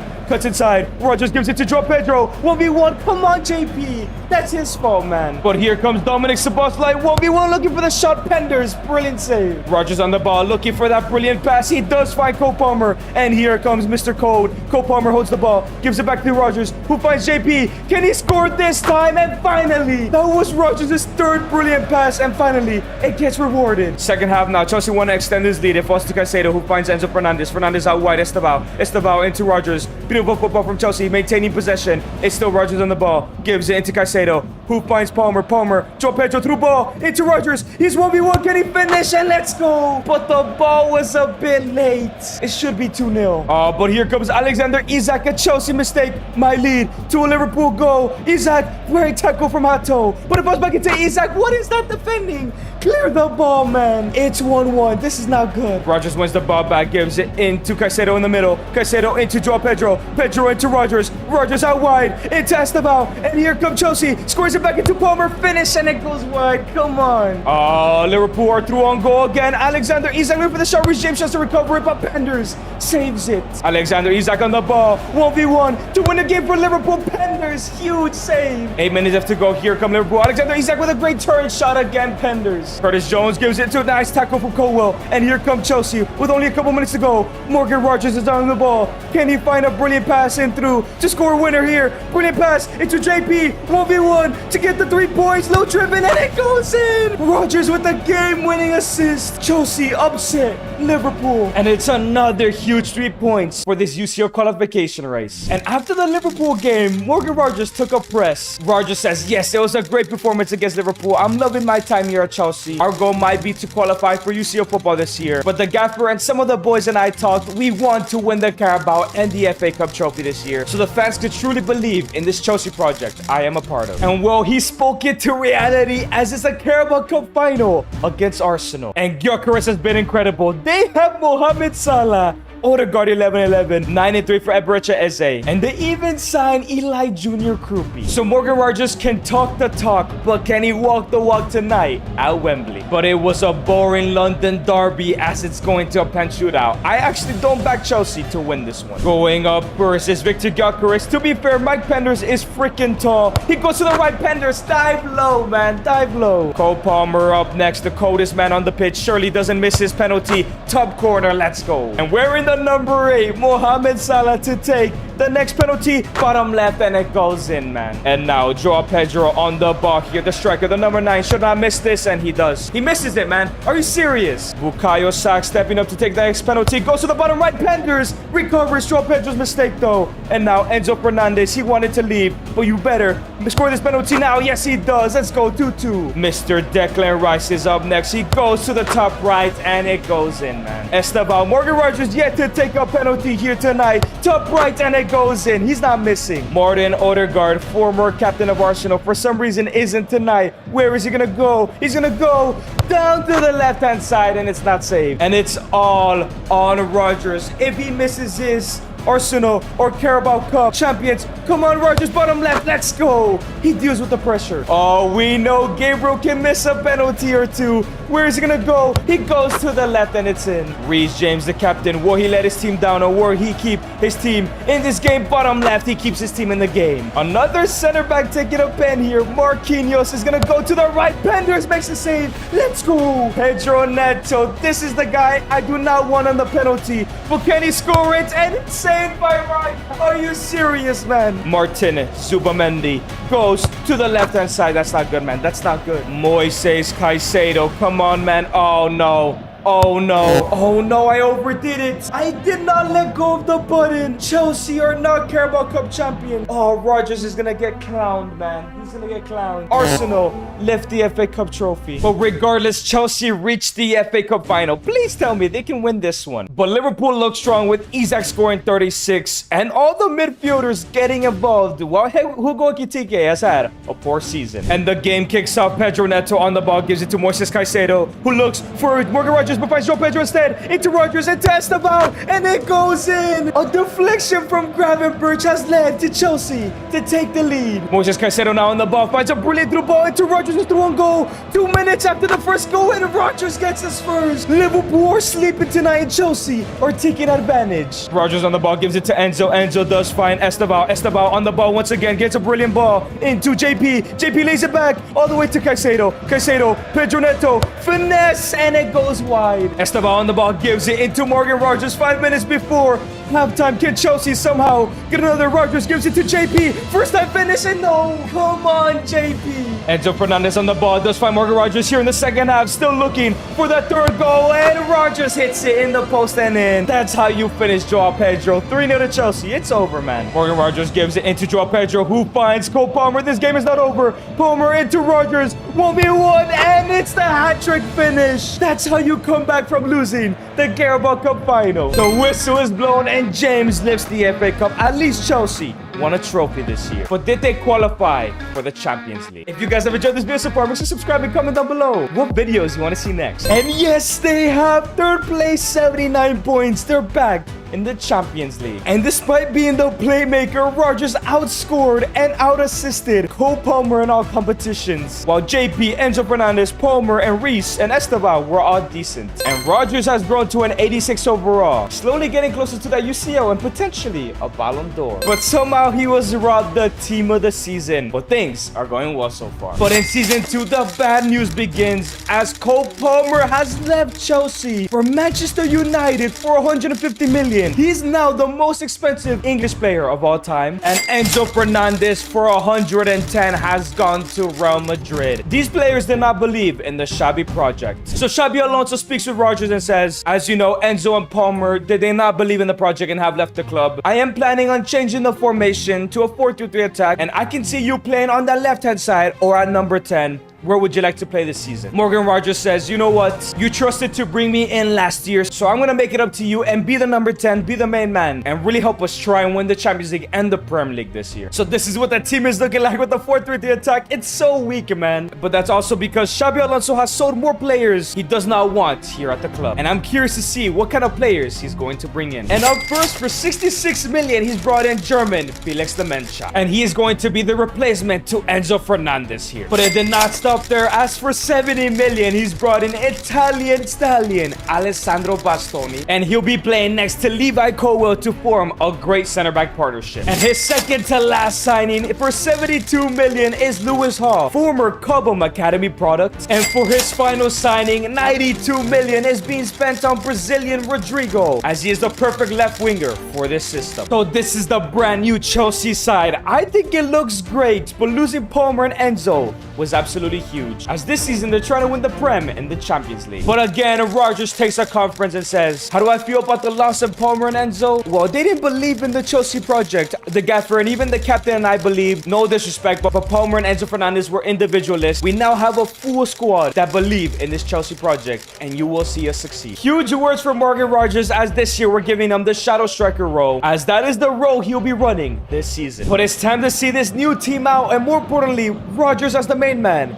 in a Community Shield final. And now it's Rodrigo on the ball, gives it to Rodgers, who finds a brilliant pass into João Pedro, who's 1v1 already, and it goes in. Rodgers gives a brilliant pass, and JP makes it 1. It's the second half now. The first half was very boring. After that quick goal, great tackle from Bastoni here. Gives it to Esteban, who finds Morgan Rodgers into João Pedro. Pedro's holding up the play, gives it to Esteban. Here comes Chelsea Football Club. Esteban with a brilliant pass into Rodgers, and it goes in. What a brilliant first-time finish. This shield is definitely Chelsea's. And Chelsea win the ball back. Rodrigo gives it to JP. JP does fine. Morgan Rodgers, who finds a brilliant ball into Rodrigo, the Brazilian left winger, back from injury with a finish. It goes wide. Come on, Rodrigo. Moises Caicedo does find Esteban, who finds Morgan Rodgers through ball into Rodrigo. Can he finish? Yes, he does. The new signing gets a goal as well. And Reece James lifts the Community Shield. But can they win the Premier League and the Champions League this year? And so far, Chelsea have finished third in the UCL. They spanked Fenerbahce 7-0. But in the first leg against Villa, they've drawn 3-3. And Rodrigo has been sensational for Chelsea. But Villa don't have anyone too crazy, man. They have not signed anybody in these last 2 seasons. And I'm gonna be honest, I try to go into this game, but it keeps crushing every time I try to play match. Lewis Hall is injured. Surely Chelsea can win this second leg, and it's a 3-2 loss, man. This game is so glitchy, it's not even showing me the goal scorers or anything. Chelsea are out of the Champions League. But with 5 games to go, they're at least leading the Premier League, only 1 point ahead of City. And well, that is their very next game. Unfortunately, Lewis Hall still out, and Amencha will be suspended. A win here could help Morgan Rodgers secure his first Prem title. And here comes Esteban, gives it into JP. JP through ball into Morgan Rodgers against his former club, and it goes in. Chelsea lead 1-0 and extend their lead to 4 points at the top of the table. But here comes City. Brian Cherky gives it to Rodri. Cherky with great interception, Esugo. And now it's Chelsea. Morgan Rodgers back on the ball. Brilliant pass into JP, who finds Rodrigo. Back into JP. JP lays it off into Morgan Rodgers again. Oh, great save. Morgan Rodgers on the ball, gives it to Esugo, who finds Morgan Rodgers again. Through ball into João Pedro to make it 2. Donnarumma again. They're looking for the dagger here that could win them the Prem title. Esteban's back on the ball. Here comes the Brazilian winger, gives it back to Esugo. Esugo into Rodrigo, into Rodgers, through ball, JP. JP's gotta get there, man. And now it's João Pedro, gives it all the way into Esteban. Here comes Chelsea, gives it back into Rodgers, finish, Donnarumma. Corner now, Chelsea want that second goal so desperately. And now it's Morgan Rodgers, finesse again, Donnarumma, man. Rodgers gives it to Esteban this time. Esteban all the way into Moises Caicedo. Oh my days, man. Rodgers gives it to Esteban yet again, another corner, because Donnarumma's unstoppable. Rodgers gives it to Caicedo, and now it's Caicedo. Caicedo back into Rodgers. Rodgers, JP, great turn, low driven. Oh my days. Esteban, Morgan Rodgers, yet again another corner, man. Please, somebody finish this chance.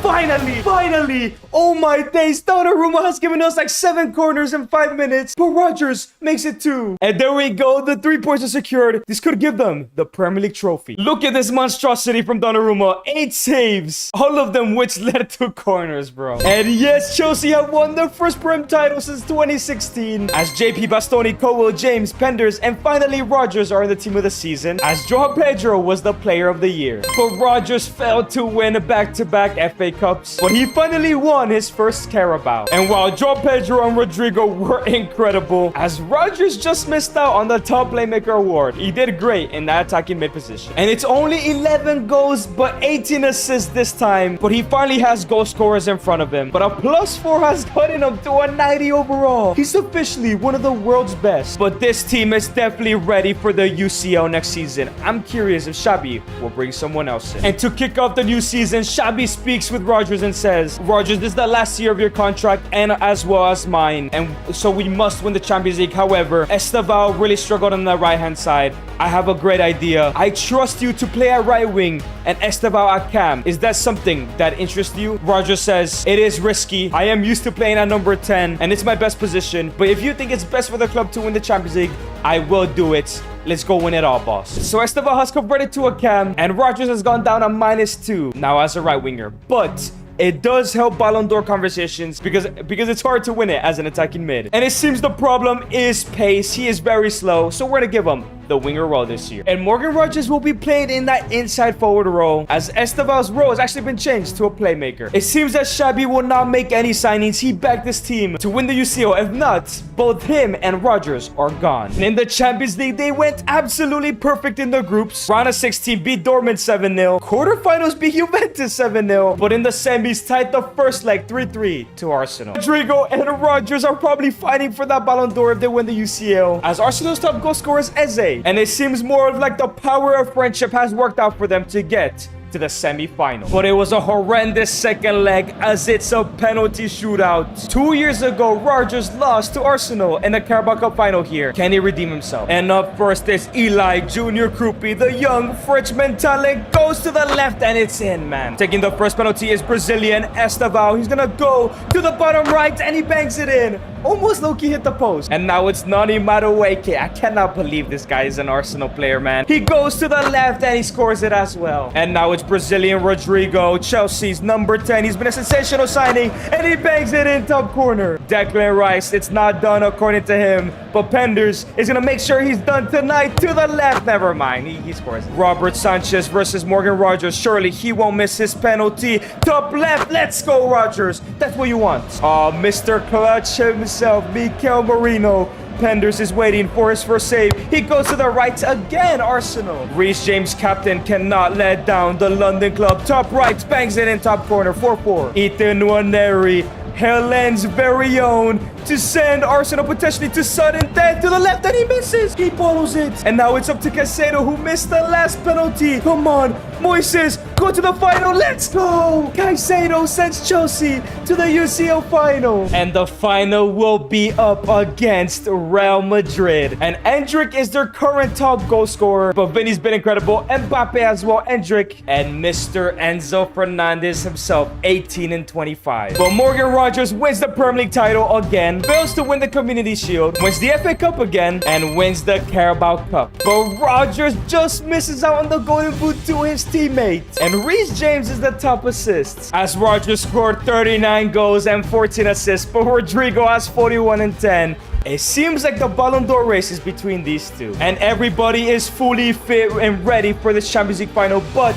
Rodgers takes a conference and says, whatever happens tonight, I've loved my time here at Chelsea. As everybody knows, my contract ends this season, so does Xabi Alonso's. We've loved representing Chelsea, and we're going to try our best to earn our new contract and win the UCL final. So the question is, can he do it? Can he deliver the Champions League and prove he was worth the price? And maybe win the Ballon d'Or after. And the game kicks off. Reece James gives it into Moises Caicedo, who does find Morgan Rodgers early. Cuts inside. Here comes Morgan Rodgers. Gets rid of his man. Morgan Rodgers, finesse shot. Great save from Courtois. Rodrigo, the top goal scorer of the Champions League and Prem. Estevao into JP, who finds Morgan Rodgers through on goal. 1v1. Cuts inside. Rodgers, he's offside. He had his man beat. Bellingham finds Sir Bobby Charlton. Here comes Endrick. Bellingham back into Endrick. Great tackle from Bastoni. But Chelsea lose it again. Federico Valverde. Kowo gets it again. But they lose it a third time. And Mbappe is going to punish them every single time. Clear the ball out, man. Real Madrid go 1-0 up. Reece James gives it to Caicedo, who finds Morgan Rodgers. Please don't tell me he's offside again.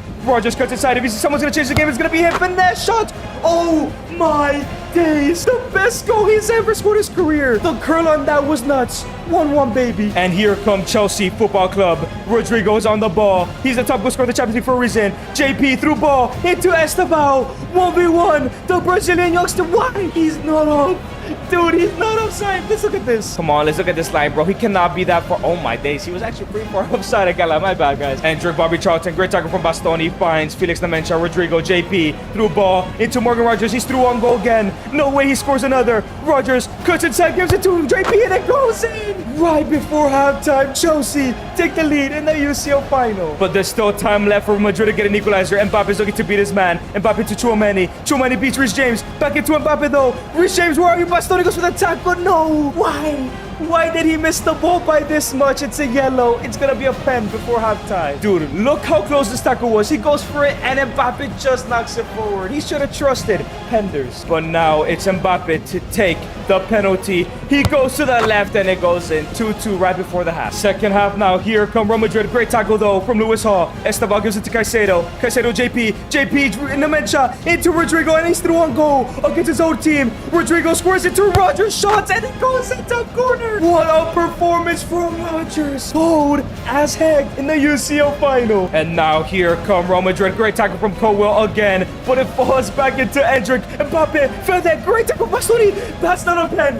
That is not a pen. It's robbery. Oh, guys, you have to look at this replay. That is the cleanest tackle I've ever seen. Look at this. Bastoni's directly in front of him. He gets the ball. The angle doesn't even show it. Chelsea are getting robbed tonight, man. Come on, Penders. You're Courtois' region for a reason. This has to be a save to the right. This time it goes to the right. And Mbappe makes it 3-3. That is never a penalty. Kylian Mbappe, who is on a hat trick. Jude Bellingham, Arda Güler, finds Sir Bobby Charlton. Oh no, Madrid gonna take the lead again. Oh, he slows down. What happened? He messed up. Oh my days, Endrick. And now it's Real Madrid on the ball. Trent with a great pass into Mbappe. Bastoni has given away 2 penalties. Oh my days, he almost found Mbappe.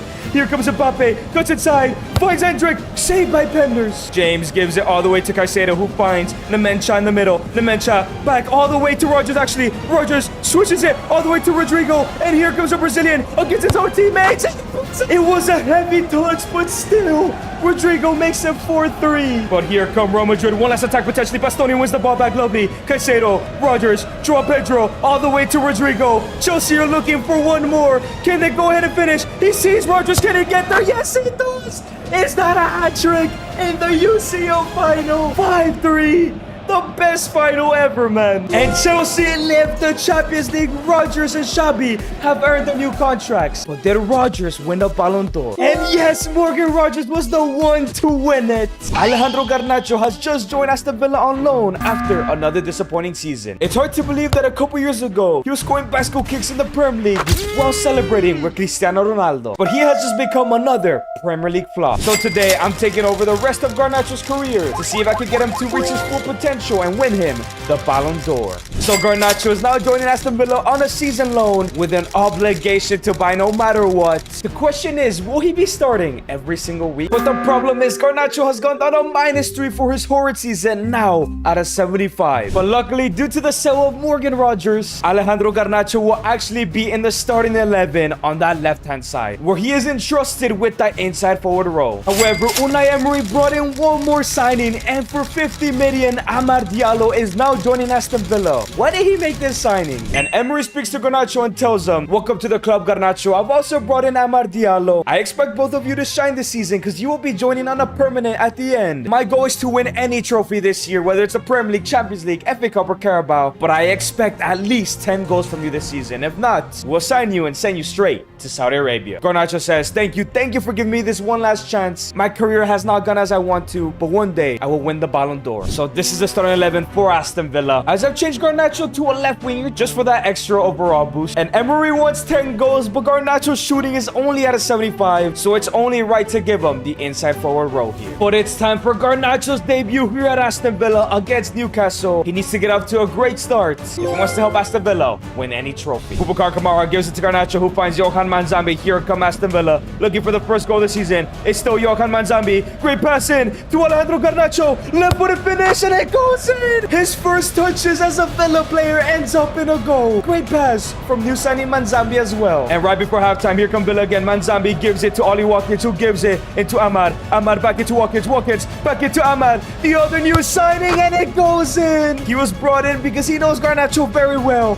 and he also scores a goal. And the whistle is blown. Garnacho and Diallo, the new duo, score on their debuts. The perfect start to Garnacho's journey of winning the Ballon d'Or one day. And 36 games into the season, it seems like Villa are now winning the Prem title, and they did not win the Carabao Cup either. They only reached the semis. But Garnacho is in the FA Cup final. That is what Emery wanted. And of course, they're nowhere near the UCL final. And with the likes of Gravenberch, Isaac, Ekitike, Verts, and Szoboszlai scoring over 10, Aston Villa are the underdogs here. And it doesn't help that Captain Konza is out injured and Matty Cash as well. But we do know Garnacho's kind of a big player, scoring in big moments. Can he do it tonight against Liverpool? And now it's Federico Chiesa. Great tackle from Ian Matson. Alejandro Garnacho finds Watkins, who finds Manzambi. Manzambi into Watkins. Great pass into Alejandro Garnacho. He's 1v1. Can he go in and finish? Scores it instead to Manzambi. It goes in. Aston Villa take a 1-0 lead in the FA Cup final. Alejandro Garnacho on the ball now gives it into Johan Manzambi, who finds Ollie Watkins. Here come Villa on the bring again. Watkins, great pass into Alejandro Garnacho again. No, he's offside. He was in the square it again. Johan Manzambi on the ball gives it into Alejandro Garnacho again, who finds Oliver Watkins. Straight into Johan Manzambi. Beautiful build-up play from Aston Villa. Garnacho, great pass into Ollie Watkins with a shot.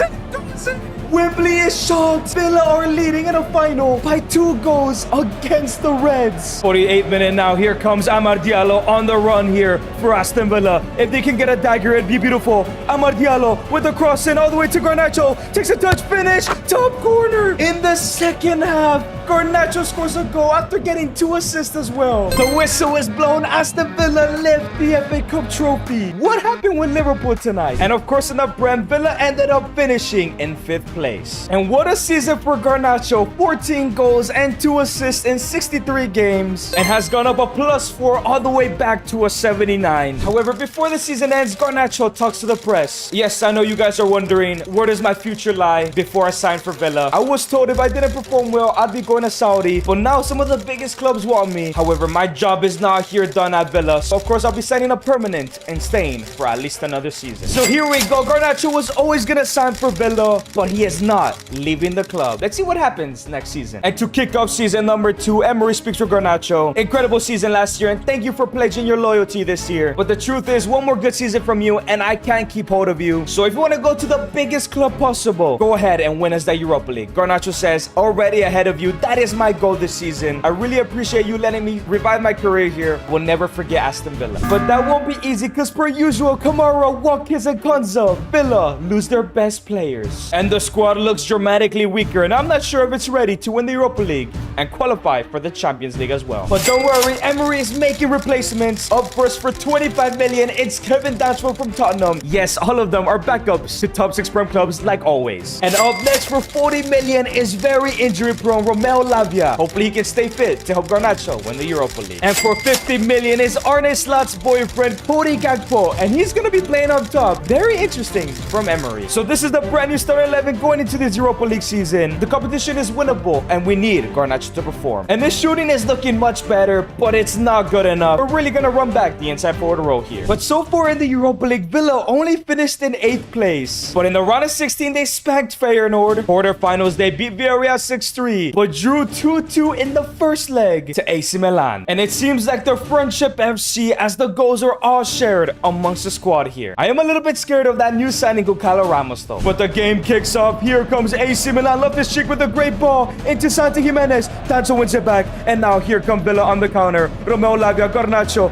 back into Cody Gakpo. Gakpo with a great ball into Alejandro Garnacho. He's the main man here. It's still Garnacho, Gakpo, Amad, finesse shot, and it goes in. Beautiful team goal from Aston Villa. Amad scores the goal. But now it's Salamakers on the ball for AC Milan's shot. Emi Martinez, great save. And now it's Richie on the ball, gives it into Fofana, who finds up this cheek. Another great save, Emi. AC Milan gives it into Samuel Richie. Richie into Santi Jimenez with a shot, and it goes in. It's not great coverage from Lindelof. Santi makes it 1-1. Danzo gives it to Romeo Lavia. Lavia with a great through ball into Alejandro Garnacho. And here comes Garnacho with the shot. Great save, man. And it's It's a great pass into Salamakers. He's 1v1 against Emi Martinez. Can he finish? No, he can't. Great save. And here comes Aston Villa counterattack. Manzambi with a great pass into Gakpo. First touch, finish. Gives it into Garnacho. 1v1 is outside. It was a brilliant first time pass, but it was a bit late. Romeo Lavia gives it to Garnacho. Garnacho finds Manzambi. Johan Manzambi, great ball. Back into Alejandro Garnacho. And here he goes. Looking to get another goal here for Aston Villa. It's still Garnacho. He beats his man Garnacho and it goes in. 4 minutes to have. He scores a goal that could send them to the final. And now it's Rafael Leao. Oh no, it's a missed tackle from Lavia. Leao back into Loftus-Cheek. Looking for the tackle here. It finds Richie. Rafael Leao, look at this shot and it goes in. It's horrid defending. Konsa would have made that tackle. It's 2-2. Here come AC Milan against Santi Jimenez Martinez. Big save. And here come Villa. Only 15 minutes left to go. It's Johan Manzambi finds a through ball into Amad Diallo. Looking for the cutback. Looking for the cross. Into Garnacho. He tries the bicycle kick. You psycho, man. 3 minutes left to go. Gakpo. Manzambi. Here come Villa. Gakpo again. Looking for that through ball. He finds Garnacho. He's 1v1. We talked about him being clutch. And no, he hits the post. Garnacho. How did you miss that, man? That was the winner. Second half of extra time. Amad Diallo's chasing down a ball. Ball falls into Gakpo. Lays it up. Manzambi puts to his left foot. And here comes the Swiss international. Manzambi. And it hits the crossbar again. Are you serious? But it's going to be a penalty shootout to decide who makes the final. And up first is Premier League prop Christopher Nkunku down the middle. Lame penalty. And now Amad Diallo. Where is he going to go? The former United man. Bottom left. Let's go. That's in. And now it's Fofana, the AC Milan captain, goes down the middle again. What are these lame penalties? Cody Gakpo, the striker here at Villa. He needs to score his top left. Let's go. He's not missing. Rafael Leao was the man who equalized the game. He goes to the left and it goes in, man. Johan Manzambi, just like Garnacho, missed a winner potentially to the left. He does not miss, man. And now it's a Swiss teammate, Josh Shadi. Where is he gonna go to? The dude, are you serious? Down the middle again? Alejandro Garnacho, the biggest penalty of his career so far. Where he's gonna go? Bottom right, and he does not miss. That's what I like to see. Ruben Loftus-Cheek to make it 5-4 down the... Dude, I am getting so mad right now. And if Victor Lindelof does not score this, Aston Villa do not make the final. Come on, Lindelof. It's saved. It's saved. Garnacho and Manzambi. Lindelof bottled the game. That was Villa's, man. Garnacho, you should have scored that 1v1 in the 90th minute. If you guys have enjoyed this video so far, make sure to subscribe and comment down below whose career I should save next. But at least they improved a bit. A third place finish is not too bad. They lost the Community Shield final. And they lost in the FA Cup final. And then now win the Carabao. 0 trophies for Villa. And what a season. 19 goals and 18 assists for Garnacho.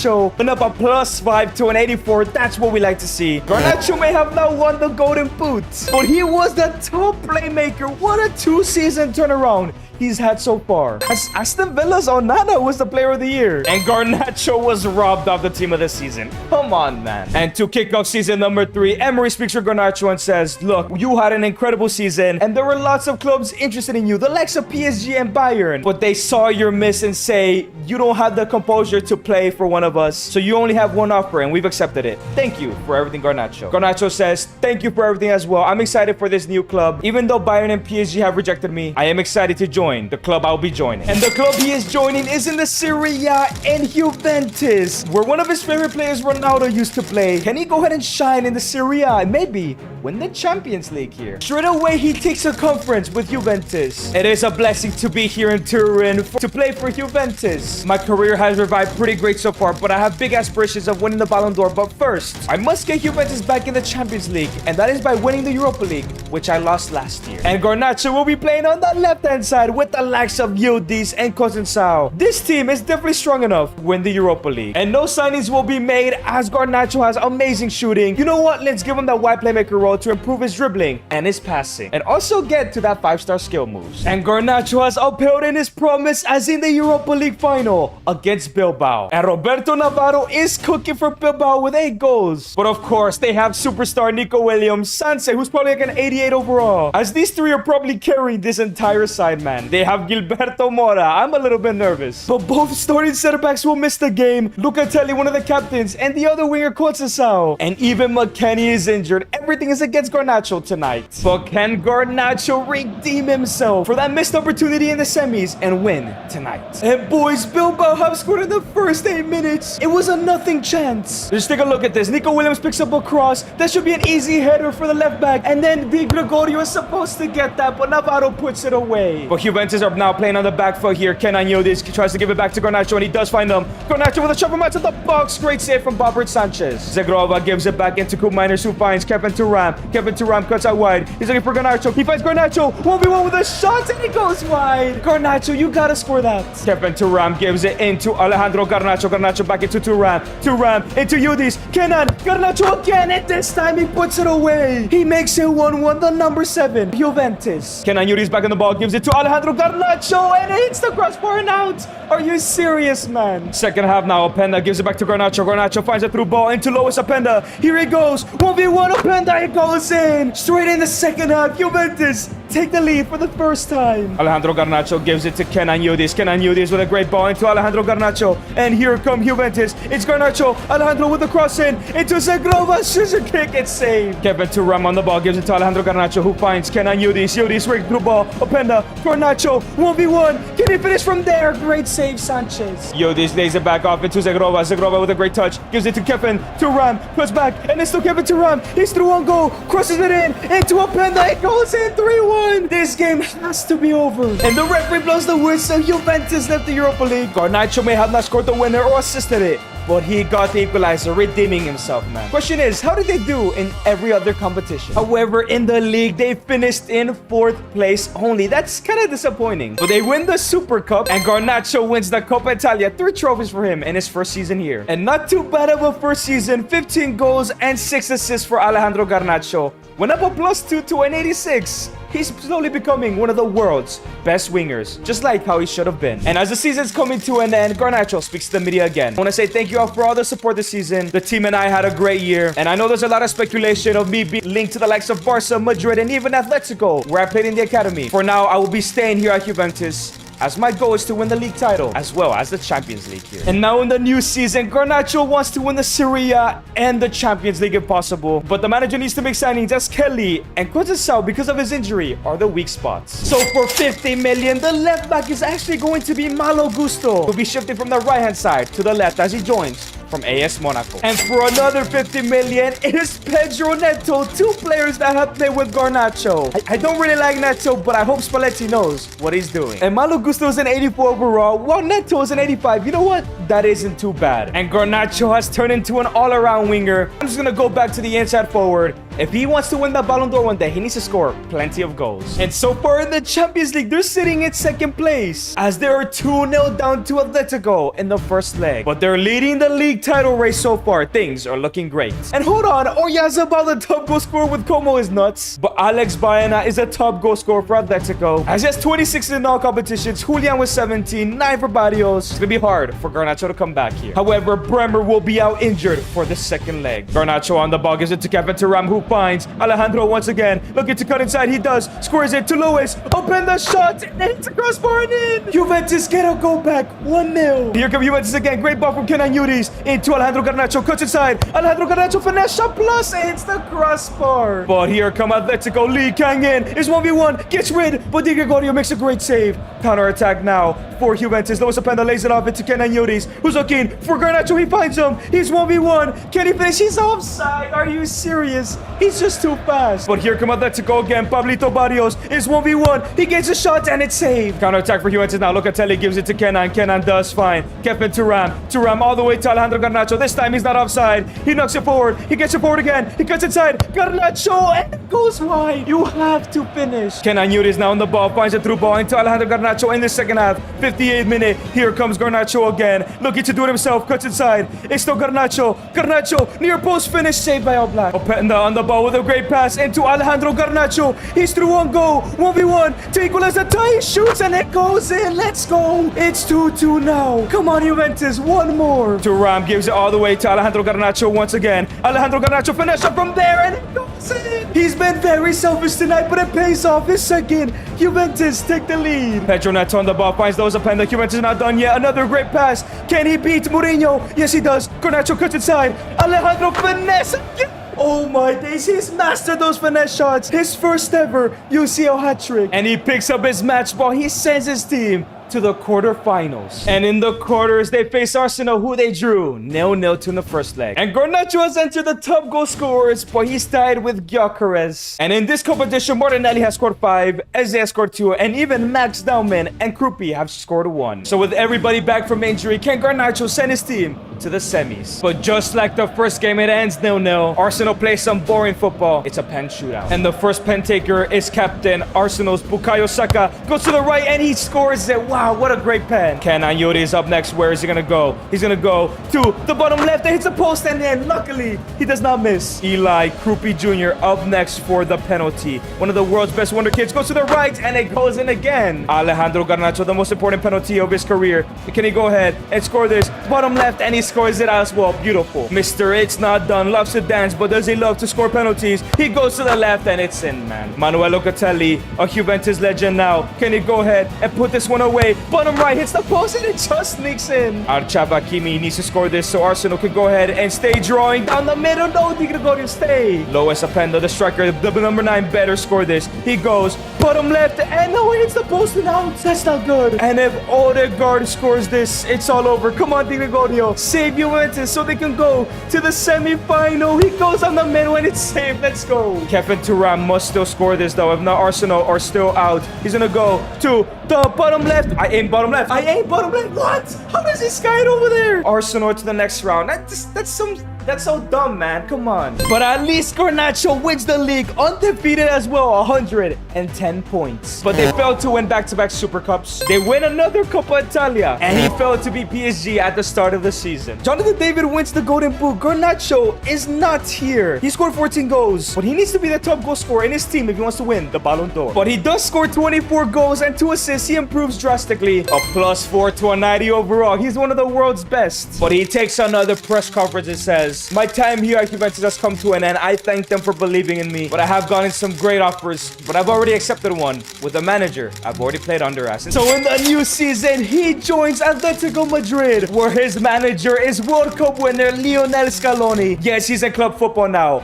and they're hoping to win the Champions League together. And Garnacho is the starting left winger, and this squad looks incredible. Barco on the left, Romero on this left center back, Enzo Fernandez at right center mid. This guy loves his Argentinians, and Garnacho is the highest rated and actually cost 200 million. So Scaloni will not make any other signings. But now at a 90 overall, boys, he could win the Ballon d'Or this year. His finishing is outstanding. We have to go for that wide playmaker again. And in the UCL, they finished in 4th place, 1 draw and 1 loss. But round of 16, they beat Real Madrid. Quarterfinals, they beat Napoli 7-1. And in the semis, they beat Barca as he faces Arsenal, the team that knocked him out last year in penalties. But he's won La Liga with only 2 losses and 100 points, 100 goals scored. He fails to win the Supercopa. Garnacho wins the Copa de España, and Garnacho is tied with Vini and Martinelli for the UCL Golden Boot, which means the Ballon d'Or is going to be between Martinelli, Garnacho, or even Julian Alvarez. What is going on in this save? But Ousmane Dembele, Eze, Saka, Krupi have all had great seasons in the UCL as well. Finally, Garnacho is the top goal scorer of his club, 33 goals, 4 assists. Now at a 91 overall. And everybody is fit. A 90 rated keeper, Pupil 88, Enzo Fernandez 90. Garnacho might win it all, you know. But Garnacho has never been in this stage. Arsenal have.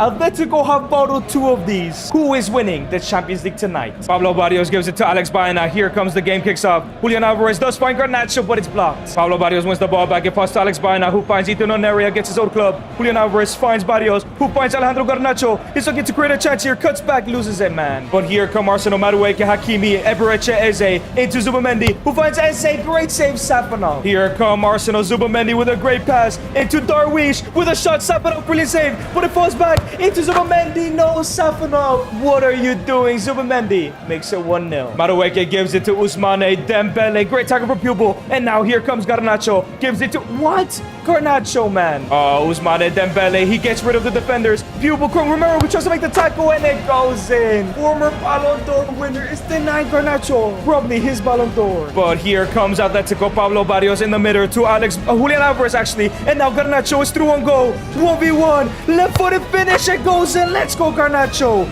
He's had a bad game so far, but he gets a goal back. But here comes Atletico. Barco wins the ball back, and here comes Garnacho. He's sprinting with all of the pace he has. He cuts inside. Garnacho finds Julian Alvarez, who lays it back. He gives it into Alex Baena, and it goes in! Right before halftime, Arsenal are already bottling it. But it's Arsenal on the ball. Eli Krupi Jr. Great pass it to Madueke. Madueke wins the header. Ousmane Dembele.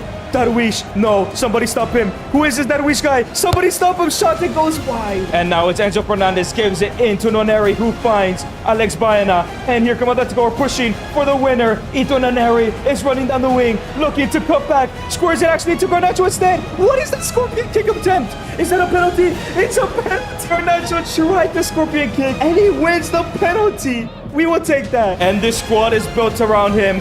Garnacho to take the penalty. Can he go ahead and finish this top left? It goes in. Is that the comeback complete? Come on, Atleti. And the whistle is blown. Atletico lift the Champions League for the first time ever. But that wasn't the goal. The goal is the Ballon d'Or. Did he win it? And yes, Garnacho has done it. No Martinelli. That would have been even worse than this. Barcelona have just completed the signing of Karim Adeyemi for just 22 million. So today, I'm putting Adeyemi in FC Barcelona and playing the rest of his career to see if he can help Barcelona win the treble and become one of the world's best players. I cannot believe Karim Adeyemi is now a Barcelona player for only 22 million. But as we know, Gordon has also signed for 70 million, and 10 million was also used for Joao Cancelo. But Barcelona also want to sign Julian Alvarez and Josko Gvardiol to their team. However, there's a huge problem. Hansi Flick brings in Adeyemi and says, welcome to the club. Due to the signing of you, Gordon, and Cancelo, we only have 130 million left and can only sign one more player. We want Julian Alvarez. Gvardiol could give us a chance to win it all this year. Can I trust you to compete with Ferran Torres as a number 9 for this season? Adeyemi says, wow, that is a lot of pressure. The potential starting 9 for Barca.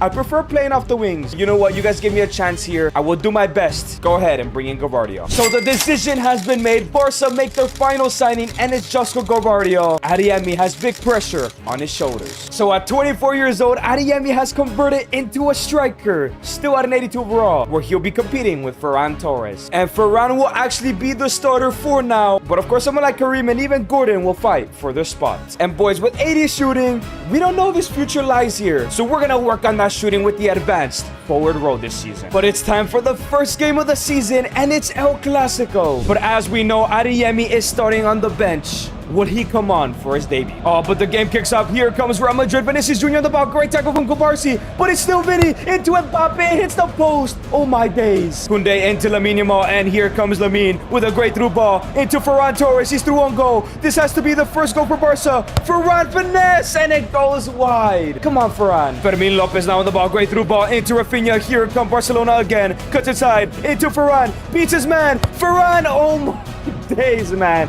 Chill out, man. But here comes Kylian Mbappe 1v1 against Joe Garcia. Can he save it? Mbappe beats his man. Why is he not shooting? Vinny shot. It goes in. It's a messy goal, but regardless, Madrid take the lead. But now in the second half, Ferran and Rafinha coming up for Gordon and Adeyemi, both getting their debuts. Can Adeyemi step up here? Pedri gets the ball up the pitch into Lamine Yamal, and here comes Lamine all the way to Adeyemi, who finds Anthony Gordon. Great first touch from Adeyemi. Gordon with a brilliant through ball. Can Adeyemi get there? He's pacey. Oh, almost. Here come Real Madrid. Pass into Trent, into Vinny, back into Trent. Shot. Garcia save. Camavinga into Vinicius Jr. Can we win the ball back here? Cross in. Fermin Lopez wins it back. Gvardiol. Great through ball all the way to Adeyemi. This is what they signed you for. These counterattacks. Can you beat your man? It's still Adeyemi. Karim Adeyemi. No one's touching him. Cuts inside. It's still Karim the Dream. He's tired. No. Karim, man. Karim Adeyemi wins the ball back. Great pressure from him. Gives the through ball into Lamine Yamal to make it 1-1. And it goes in with 14 minutes minutes left to go. Adeyemi with a great steal and a great pass. Adeyemi wins the ball back once again, gives it to Lamine Yamal. Great through ball. Kareem with 9 minutes left to go. He's through on goal. 1v1 against Thibaut Courtois, the world's best keeper, and he slots it in. He has ice in his veins with 7 minutes left to go. What a substitution. And the ref blows the whistle. Barca win 2-1. Adeyemi steals both balls, creates one, and scores one. And look at that, man of the match on his debut. Very, very soon, he'll be starting. But in the very next match, Flick is giving him his first ever start. It's time he proves himself. And the game kicks off. Adeyemi with a great pass into Lamine Yamal, back into Pedri. Brilliant through ball. Oh, Adeyemi's too quick. He's gonna break those lines every single time, and he bangs it in. It only takes 5 minutes in his first start to score again. Rafinha wins the ball back, gives it into Fermin Lopez. Adeyemi with a great through ball. He can pass as well. Lamine Yamal cuts inside. Lamine finesse, and it's a screamer from Lamine. But don't forget that pass from Adeyemi. Adeyemi on the ball once again, looking for that through ball, and he finds Lamine again. What a stinking pass. Lamine cuts inside to make it 3. Oh my days. This Barca side is cooking with Kareem up top. Second half now, only 6 minutes left to go. Anthony Gordon came off the bench. Can he find Kareem Adeyemi? Oh my days, he's still so quick. Even in the 90th minute of the game. Oh, he missed his brace, man. And the whistle is blown. A great first start for Kareem. What does this mean for Barca's starting number 9? And after the game, Hansi Flick says, look, Adeyemi, first 2 games, incredible. You will be starting every single game from now on, unless you dip in form. But in UCL nights, that is still for Ferran Torres. I'm gonna bring you off the bench when there are tired legs and you can really take advantage. But remember, you only have a 3-year contract. If you don't win us the UCL or somehow the Ballon d'Or, we're selling you for profit, man. And it is what it is. Adeyemi says, yeah, that is fair expectations, boss. I am here to prove I'm one of the world's best, and I hope you win everything in Spain this season. Of course, Barcelona have reached the Supercopa de España. Adeyemi made a promise. So far, Vini and Mbappe have 10+ goals carrying Real Madrid. And Adeyemi wants to fulfill that promise because we don't know where he's going to be playing next season. Game kicks off. Here comes Pedri on the ball, looking for that through ball. He does find Lamine Yamal. Lamine cuts inside, gives it to Kareem Adeyemi. He beats his man. Adeyemi. Oh my days, Kareem. You have to finish that. But now here come Real Madrid. Great tackle from Kubarsi though. Gives it to Adeyemi. We know he can find a great pass, but he can't. Oh, he does find Fermin with a shot and it goes in. Yo, Adeyemi with the long balls. He might be broken. Barca go 1-0 up in the final. But here come Real Madrid. Federico Valverde's on the ball, looking for the equalizer. Here goes Fede, Camavinga. Mbappe's wide open shot, and it goes in. Literally 30 seconds after Barca scored. Madrid get one back.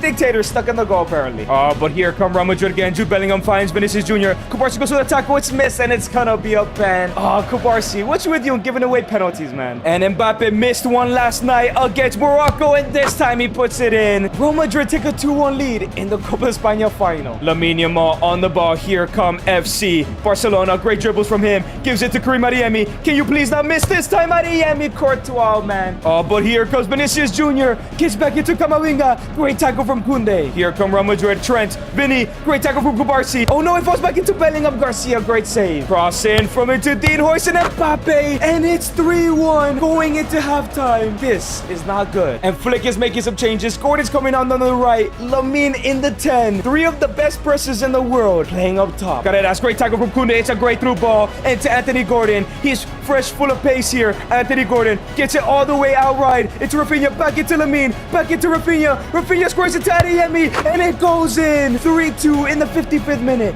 Come on, Barca. Frankie de Jong, great interception. And now it's Kareem Adeyemi on the run. Can he find somebody in the middle? He finds Frankie, who finds Lamine, who cuts it to the left-hand side. Lamine with a shot from there. No way, it goes wide. Why are you shooting from there, Lamine? Adeyemi's pressing the ball. Can he somehow win it back? Oh my days, he almost won it back, man. Kylian Mbappe on the ball now. Great tackle from Kubarsi. And Frankie de Jong gives it to Rafinha. And here come Barcelona. Brilliant ball from Rafinha. Anthony Gordon takes a touch, scores it into Adeyemi, and it goes in. Courtois does not move.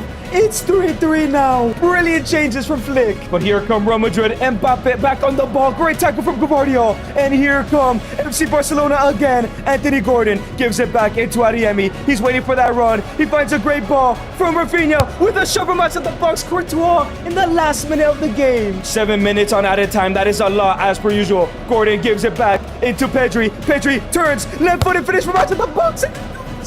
In the last minute of the game, Barcelona have won it. It's a technical masterclass from Hansi Flick. And there we go. Adeyemi lifts his first trophy for Barca. Still has the Copa del Rey and La Liga to go. And maybe the Champions League already. If you guys have enjoyed this video so far, make sure to subscribe and comment down below what I should do next. And unfortunately, in the quarterfinals, Barca were knocked out by Napoli, man. But the good news is they're running it back. El Clasico and the Copa del Rey final. And Lamine Yamal and Vinny have been the best players in this tournament. But I think I can see why. Gavardio was injured. Joan Garcia went down to -1. I think he was injured for the UCL as well. That's why they got knocked out. But this time it wasn't a classic, a 0-0 draw. It's a pen shootout for Adeyemi and Barcelona. Rodrigo's taking the first penalty here for Real Madrid. Garcia goes the right way, hits himself in the face. Lamine Yamal, come on. If Rodrigo scores his, you have to score yours. He goes to the bottom left and it goes in. Let's go. Vinny to take his penalty up next. He has the longest run up in the game. Where is he gonna go? He goes to the right. He smashes the post. Unlucky from Vinicius. Rafinha, you have to score this. To the right-hand side, but he also misses, man. Brazilians don't like penalties. Jude Bellingham to take his penalty up next. He goes to the left and it goes in, man. Karim Adeyemi to take the next penalty. He has to score his. So much pressure on his shoulders.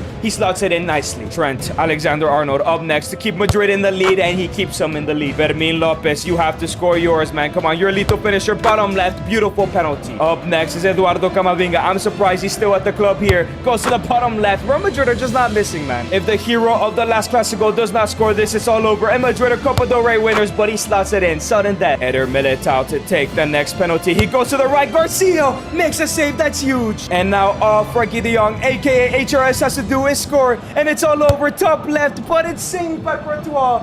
I hate that guy. He's so good, man. Federico Valverde to take the next penalty. He goes to the right. Garcia saves again. The faith of the Copa del Rey lies on the shoulders of a center back, but he proves it wrong. Bottom right. Barcelona left the Copa del Rey. That's 2 trophies for Karim in Spain. But Barcelona have also won La Liga undefeated, man. 100 goals scored. Adeyemi played a huge part, I'm sure. 2 goals for Rafinha, 28 for Lamine, 24 goals for Karim Adeyemi. Completely outscored Ferran Torres here. And he's now at an 85 overall. And surprisingly, he wasn't in the top 5 of the Golden Boot race. Did finish with 15 in La Liga. His teammate Rafinha was the player of the season, and he was included in the team of the season. The question is, where will Adeyemi play now? Barca will probably buy a striker. And to kick off season number 2 for 110 million, Barcelona have signed Julian Alvarez. I'm telling you, where is Adeyemi gonna play this year? And Hansi Flick speaks to Adeyemi and says, you had an amazing first year, and you saw that Julian Alvarez has joined the club. Well, I want to go back to that system we had in the Copa de España final, and I'm trusting you this season to play off the right. Lamine is moving central. However, if we fail to win the Champions League this year, the next season you'll be the final year of your contract, and I will be signing a rival for you. So if you want that new contract, and make sure you don't have to compete with anybody, help us win the Champions League this year. Once again, I always understand the high expectations.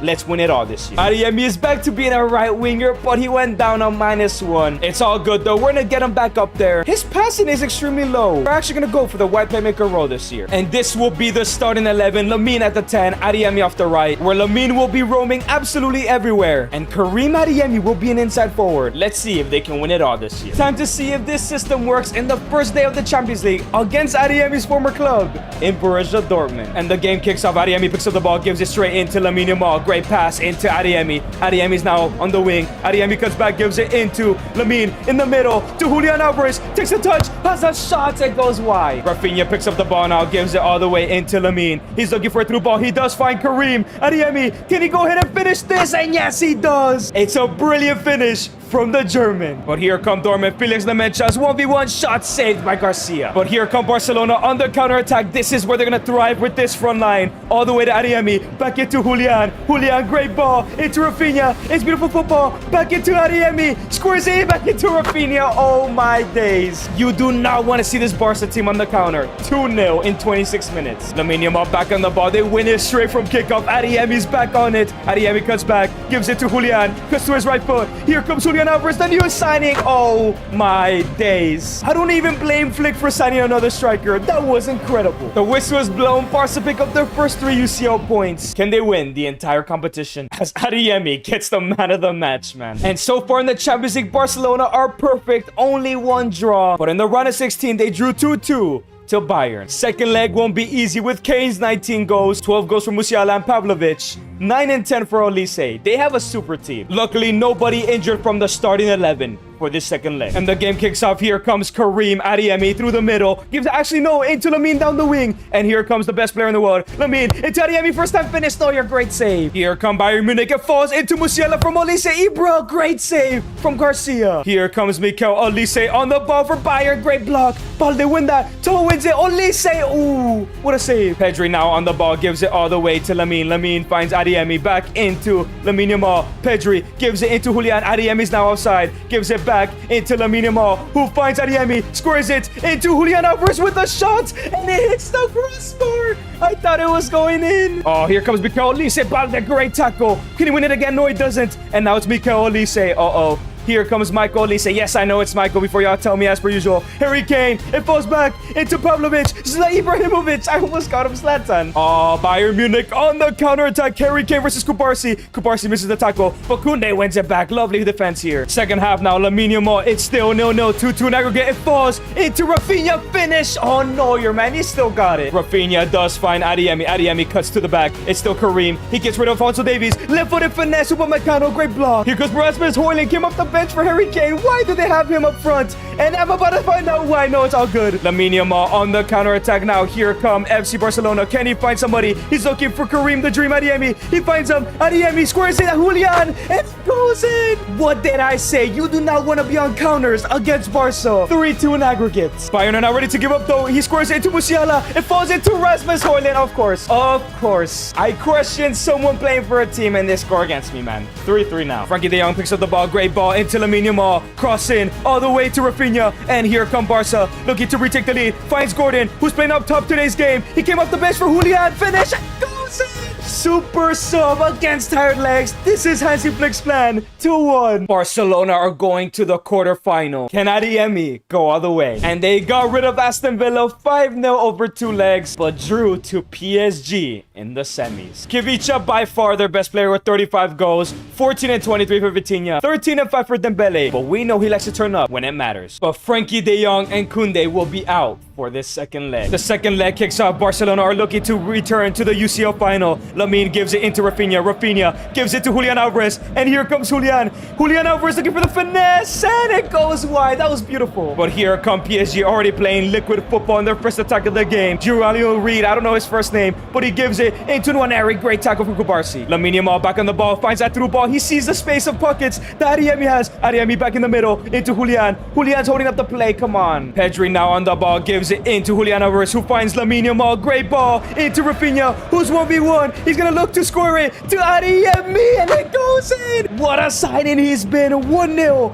against probably the best team in the world. Kubarsi wins the ball back. Lamine Yamal, great through ball into Adeyemi. Oh, here comes Barca again. Adeyemi comes back into Lamine. Finesse from there. Oh, it's a screamer. Barcelona are shredding PSG right now in only the 31st minute. Oh, but here comes Kolo Muani. Gives it to Kivicha Kvaratskhelia. Great tackle from Kubarsi again. Lamine Yamal is back on the ball. Gives it all the way into Karim Adeyemi. He's just always open, man. Cuts inside. It's still Karim. Karim Adeyemi through ball. Julian Alvarez. 1v1. He has to finish. He does. This tie has to be over. PSG did not show up today, man. What's going on? And the whistle is blown. Barca are back in a UCL final after a very long time. Hansi Flick and Adeyemi have done wonders. And in the UCL final, they are facing Manchester City. Barcelona went ahead and won La Liga with 0 losses again. Supercopa de España was won by them. And it looks like they can't go for a treble. Adeyemi failed on that. Unless he fails to win the UCL this year. Bro, Erling Haaland is the top goal scorer of the Champions League by 5 goals. He has 47 in all comps. 15 and 11 for Rodri, 15 and 7 for Doku, 13 and 16, 13, 12, 12. Yo, this City side is unstoppable. But look at Rafinha, man. 40 goals and 14,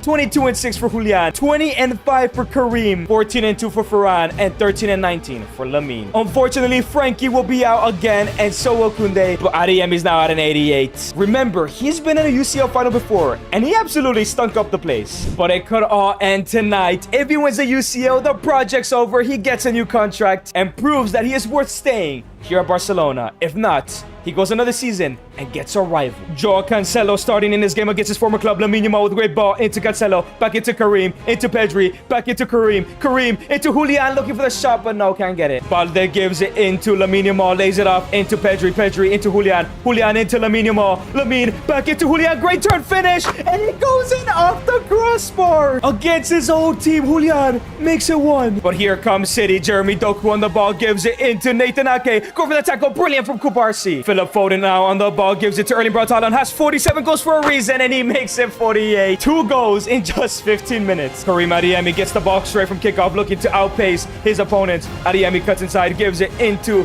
Pedri. Pedri all the way into Rafinha. The top goal scorer for Barca. Rafinha still on the ball. Pedri back into Lamine. Lamine into Adeyemi. Finesse from there. Great save from Garnasetti. Lamine in the middle to Rafinha. And here comes Rafinha back into Lamine Yamal. Looking for that cross. He finds it. Julian can't get there. But here comes City. Erling Haaland is basically through on goal. Back into Doku though. Into Erling Braut Haaland versus Balde. He misses the tackle. Haaland shot. Oh my days. What a screamer. Yo, this guy has 49 goals for a reason. That's an insane finish. Barca are down in the final. Barca need to respond. Cancelo on the ball. Come on. Adeyemi. Adeyemi's dribbling down the middle. Adeyemi gives it into Lamine. Lamine lays it off into Adeyemi. No, it's to Pedri instead. Pedri threw ball into Rafinha. He didn't want to shoot. And it's still Rafinha. Back into Gavi, who gives it to Pedri. Pedri twisting and turning. Breaks his ankles. Pedri all the way to Adeyemi. He backs it in. Let's go. 4 goals in 30 minutes. This game is going down as a classic for sure. But here comes Nico Gonzalez. Great tackle from Kubarsi. He's been excellent despite conceding 2 goals. Julian into Lamine. Brilliant through ball into Karim. No, it's actually Julian instead. Adeyemi. Adeyemi cuts inside. Gives it to Rafinha. No, he tries to cut to his left. Guardiola wins the header. Rafinha on the ball. Gives it all the way to Karim Adeyemi. Beats Nathan Ake. Karim from there. Ake, great tackle. Foden into Erling Braut Haaland right before halftime. Can City take another lead? Doku with the cross. Cherki, great header from Balde. Counter attack.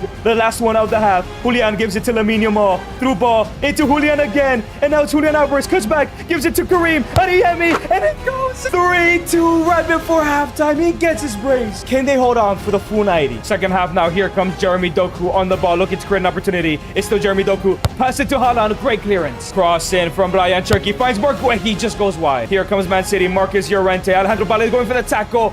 And is that clean? That's clean, right? What? Why didn't he react straight away? Oh, that was clean, man. Erling Braut Haaland. Come on. John Garcia goes to the left, and it's a late dive. And Haaland gets a hat-trick. 50 goals. It all comes. Come on, Barca. Don't bottle this UCL. Here come Man City on the break here. Nathan Ake gives it to Jeremy Doku. Back into Nico Gonzalez. Into Haaland, who's been absolutely unstoppable. Jeremy Doku on the ball. Looking to beat Kubarsi. Can he beat him? Yes, he does. Kubarsi recovered. No, that's a horrible tackle. Nico Gonzalez in the middle to Rodri. Foden. Great save, Garcia. Pedri on the ball. Gives it to Julian. Julian lays it off into Lamine. And here come Barcelona. Through ball into Rafinha. Takes a touch. Has a shot. Garnasetti. Quick corner here. Rafinha into Karim Adeyemi. Looking for that finesse. And it goes in. Haaland and Karim Adeyemi. Bad for bad. A hat-trick for him as well. Here comes Man City. Jeremy Doku on the ball. Goes for the tackle. Misses. And now it's Nico Gonzalez. Into Erling Braut Haaland. Into Rodri's shot. Oh my day. Yo, what is going on? Haaland has 4 goals in a UCL final. It's 4-4, man. Come on. Oh, now he's mocking us. Come on, we have to win this game. Karim Adeyemi on the ball. Gives it into Lamine Yamal. Barca want this UCL so bad, but everything is against them. Gavi into Pedri. Here comes Pedri in the middle. Julian turns, shot, and it goes in. 4 minutes after Haaland equalized. Julian, I believe, also gets a hat-trick. But the whistle is blown. Barcelona finally lift the Champions League.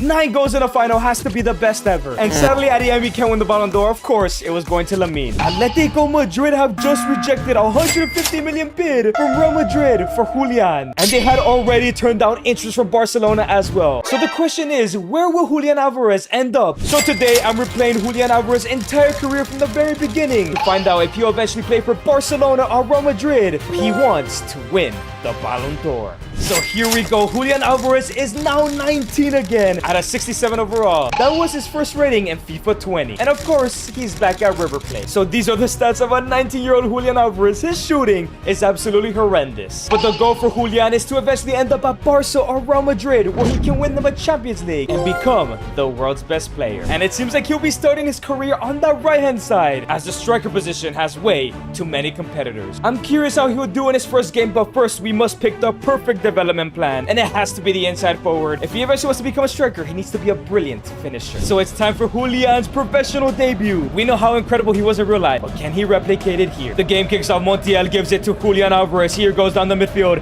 into Quintero. Quintero through ball into Julian. Cuts back. Here comes Julian Alvarez. Gives it to the middle to Colido with a shot. Great save. Gonzalo Montiel gives it to Julian, and here comes the young Argentinian back to be 19. It's Quintero. Quintero with a great through ball back into Julian. Looking to create an opportunity. Gives it to Quintero with the finesse, and it goes in. Alvarez gets his first assist of his career in the first 15 minutes. And here come River Plate once again. It falls into Julian Alvarez picking up the ball. Looking to create another opportunity. Gives it to Quintero, who finds a number 9. Through ball into Julian Alvarez. He packs it in. Just like in real life, he's incredible at a young age. 2-0 already. And there we go. What a debut. In the 78th minute, he comes off a goal and an assist. Maybe he will represent Barca or Madrid someday. But straight after that game, he takes his first ever press conference where they ask him what are his goals of his career. He says, my goal is very simple. I want to win the Ballon d'Or, and in order to do that, I want to play either for my dream club in FC Barcelona, but I wouldn't mind playing for the Galacticos in Real Madrid. I'll do whatever it takes to become the world's best, but I'll start my career off right, winning the league title and the Libertadores for River Plate. And Julian talked, and he's delivered as he is in an Apertura final, which is the playoffs after the first half of the league, where he can win his first league title here tonight. But it's against River's fiercest rivals and Boca Juniors there, and River is away from home. This is the hardest game of Julian's career. The game kicks off. Bustos gives it into the midfield, into Quintero, through ball, all the way to Julian already. Can he get there? He wins the ball back.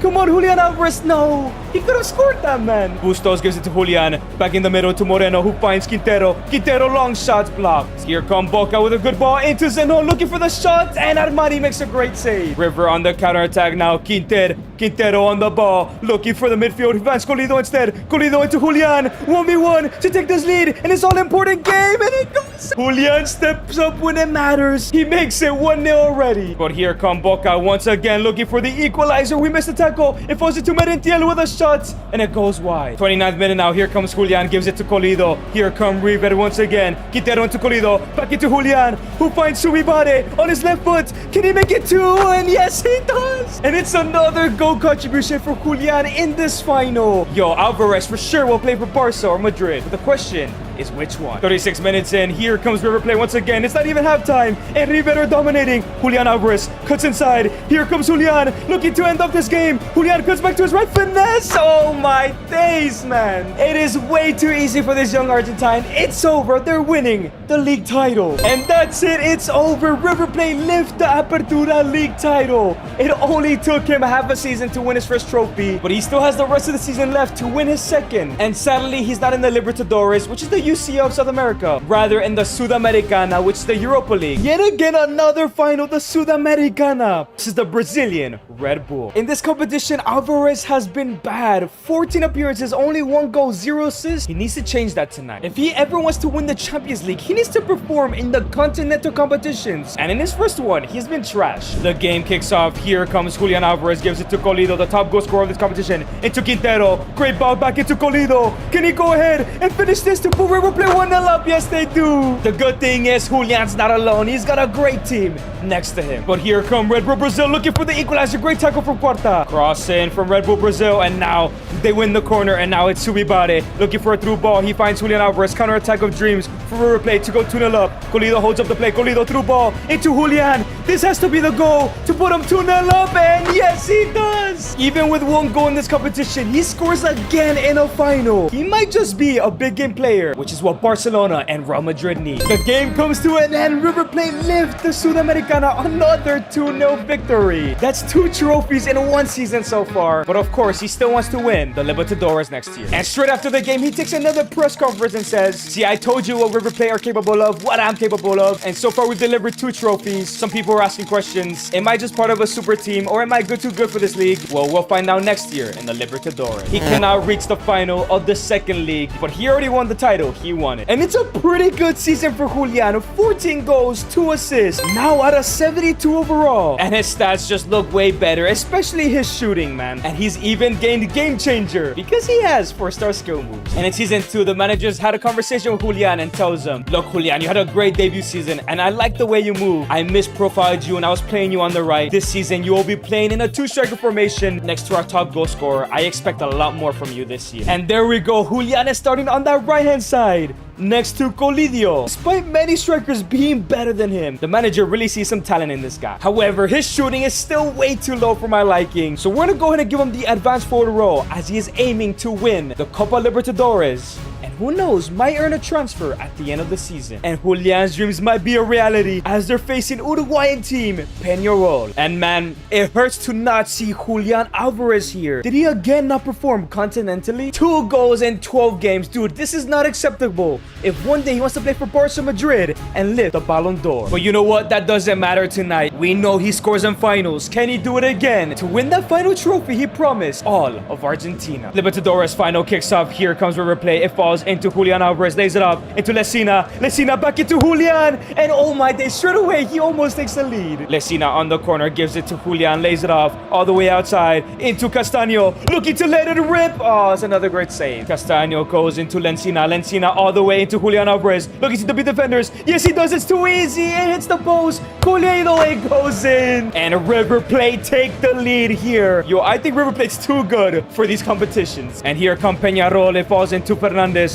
Here comes Peñarol looking to equalize the game. He's offside. Julian Alvarez picks up the ball, looking to make it 2-0. Coleido lays it off into Julian. It's 2. Oh my days. Julian, what a shot. Lencina gives it into Julian Alvarez, lays it back off into Moreno, who finds Julian again. Julian's looking to dribble past the defenders. He does. Can he finally score the goal? Oh my days. He can't score tonight. Second half now. Julian with a great ball into Colidio, looking to make it 2-0. Can River Plate extend the lead? And yes, this guy does. When Julian is not able to score, we know he can create chances. It seems like this game is over. And now here comes River Plate again. It's a through ball into Julian. Can he score this time? Yes, he does. It doesn't matter how many chances he misses, he always scores in the finals. And the game is over. River Plate lift the Libertadores. Julian has done everything he said he would do. But the question is it because of him or his team? I guess we'll find out when he finally leaves River Plate. And he was able to win back-to-back Aperturas, the one he won in year 1, but got knocked out in the quarters of the Clausura. But his first season as striker did not go well. 7 goals and 1 assist, the worst year of his career so far. He has a lot to prove next season if he's here still at River Plate or he's out there in Europe. But at least he went up to a 75 overall and has even gained low driven and trickster for his 5-star skill moves. And because his finishing is now at an 83 overall. And his first offer is from the Premier League in Fulham. This would be a good step up from River Plate. But a second offer in Eintracht Frankfurt in the Bundesliga. He struggled with goals last year. He could definitely score a lot in the German league. However, he receives one last offer and this manager actually meets up with him, and it's Michael Carrick. He says, Julian, we love your football. Yes, you didn't score many goals, but we know you have the ability to become one of the greats. And well, we're sitting in 16th place halfway through the season, and we want you to come into this team and become a starter and help us climb out of this relegation battle and push us as far as possible on the table. But not only that, we know you want to be a Barca Madrid player one day. If you can go ahead and do this for us, we will add a Barca and Real Madrid clause. Anytime they come in for you, we will immediately accept the offer. And Julian makes his decision. He is taking all the pressure and trying to save Man United from this horrible embarrassment of a season. He's gonna be starting in his first ever European season straight away. And look at this. He's in the starting 11 in front of Bruno and Buemo. He's benched Benjamin Sesko. Michael Carrick went all out for this young Argentinian kid. And it makes sense. How do you have 5 goals in 25 appearances? Julian Alvarez has a lot of pressure here. And what a first game to have versus Chelsea. This won't be easy. Here come Chelsea. First attack of the game. Solis on playing on that left wing. They signed yet again another winger with a cross in. Into Cole Palmer. It falls back into Palmer. He's looking for the shot. It goes in. Horrible defending, man. It makes sense why they're sitting towards the bottom of the table. Here comes Bruno Fernandes with a great through ball into Julian Alvarez. His first ever game in Europe is in the Premier League with a shot. It goes wide. He has to finish that. Here come Chelsea again. Cole Palmer sends a through ball into Joao Pedro. Back into Palmer.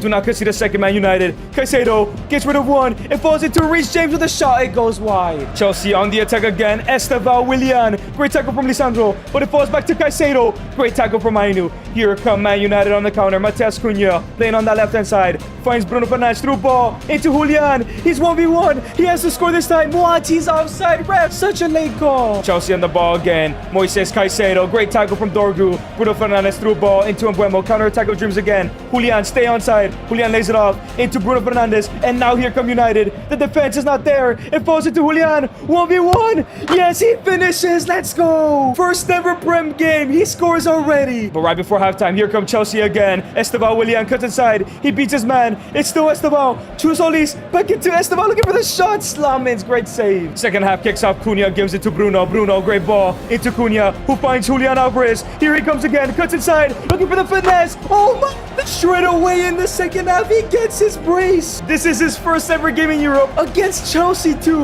And here comes Kobbie Mainoo, who won the ball back. Finds a great through ball. Reece James cannot kick up. Oh, Julian Alvarez cuts inside. Can he pass it? No, he finesses it instead. Oh my days. A hat trick on his Premier League debut. Has anybody ever done this? And the referee blows the whistle. Julian gets his first ever hat trick, and it's not even in Argentina. I think Michael Carrick might have made the right move. Can Julian keep up this form and push Man United back up the table? If you've enjoyed this video so far, subscribe and comment down below where Julian should go. And boys, look at these results. Since the Chelsea game, Man United went on this crazy win streak where they won almost every single game this season, which has led to them finishing in 7th place. That might be Conference League football, I think so. Julian may have saved United and got him all the way back to Europe, man. And in just 19 games, he produced 10 goals and 5 assists, going up a +3 to a 78. What a signing he has been for the Red Devils. And kicking off season 4, Carrick speaks with Julian and says, "You were the perfect signing. You have helped us from embarrassment and even got us Conference League football. So for that, you now have a clause in your contract. If Barca or Real Madrid come in for you, we will accept the offer." And the signings he's brought in is Ousmane Diomande from Sporting and a big transfer in Enzo Fernandez, a fellow Argentinian, to help Julian settle in. I cannot believe he convinced a UCL level player to come down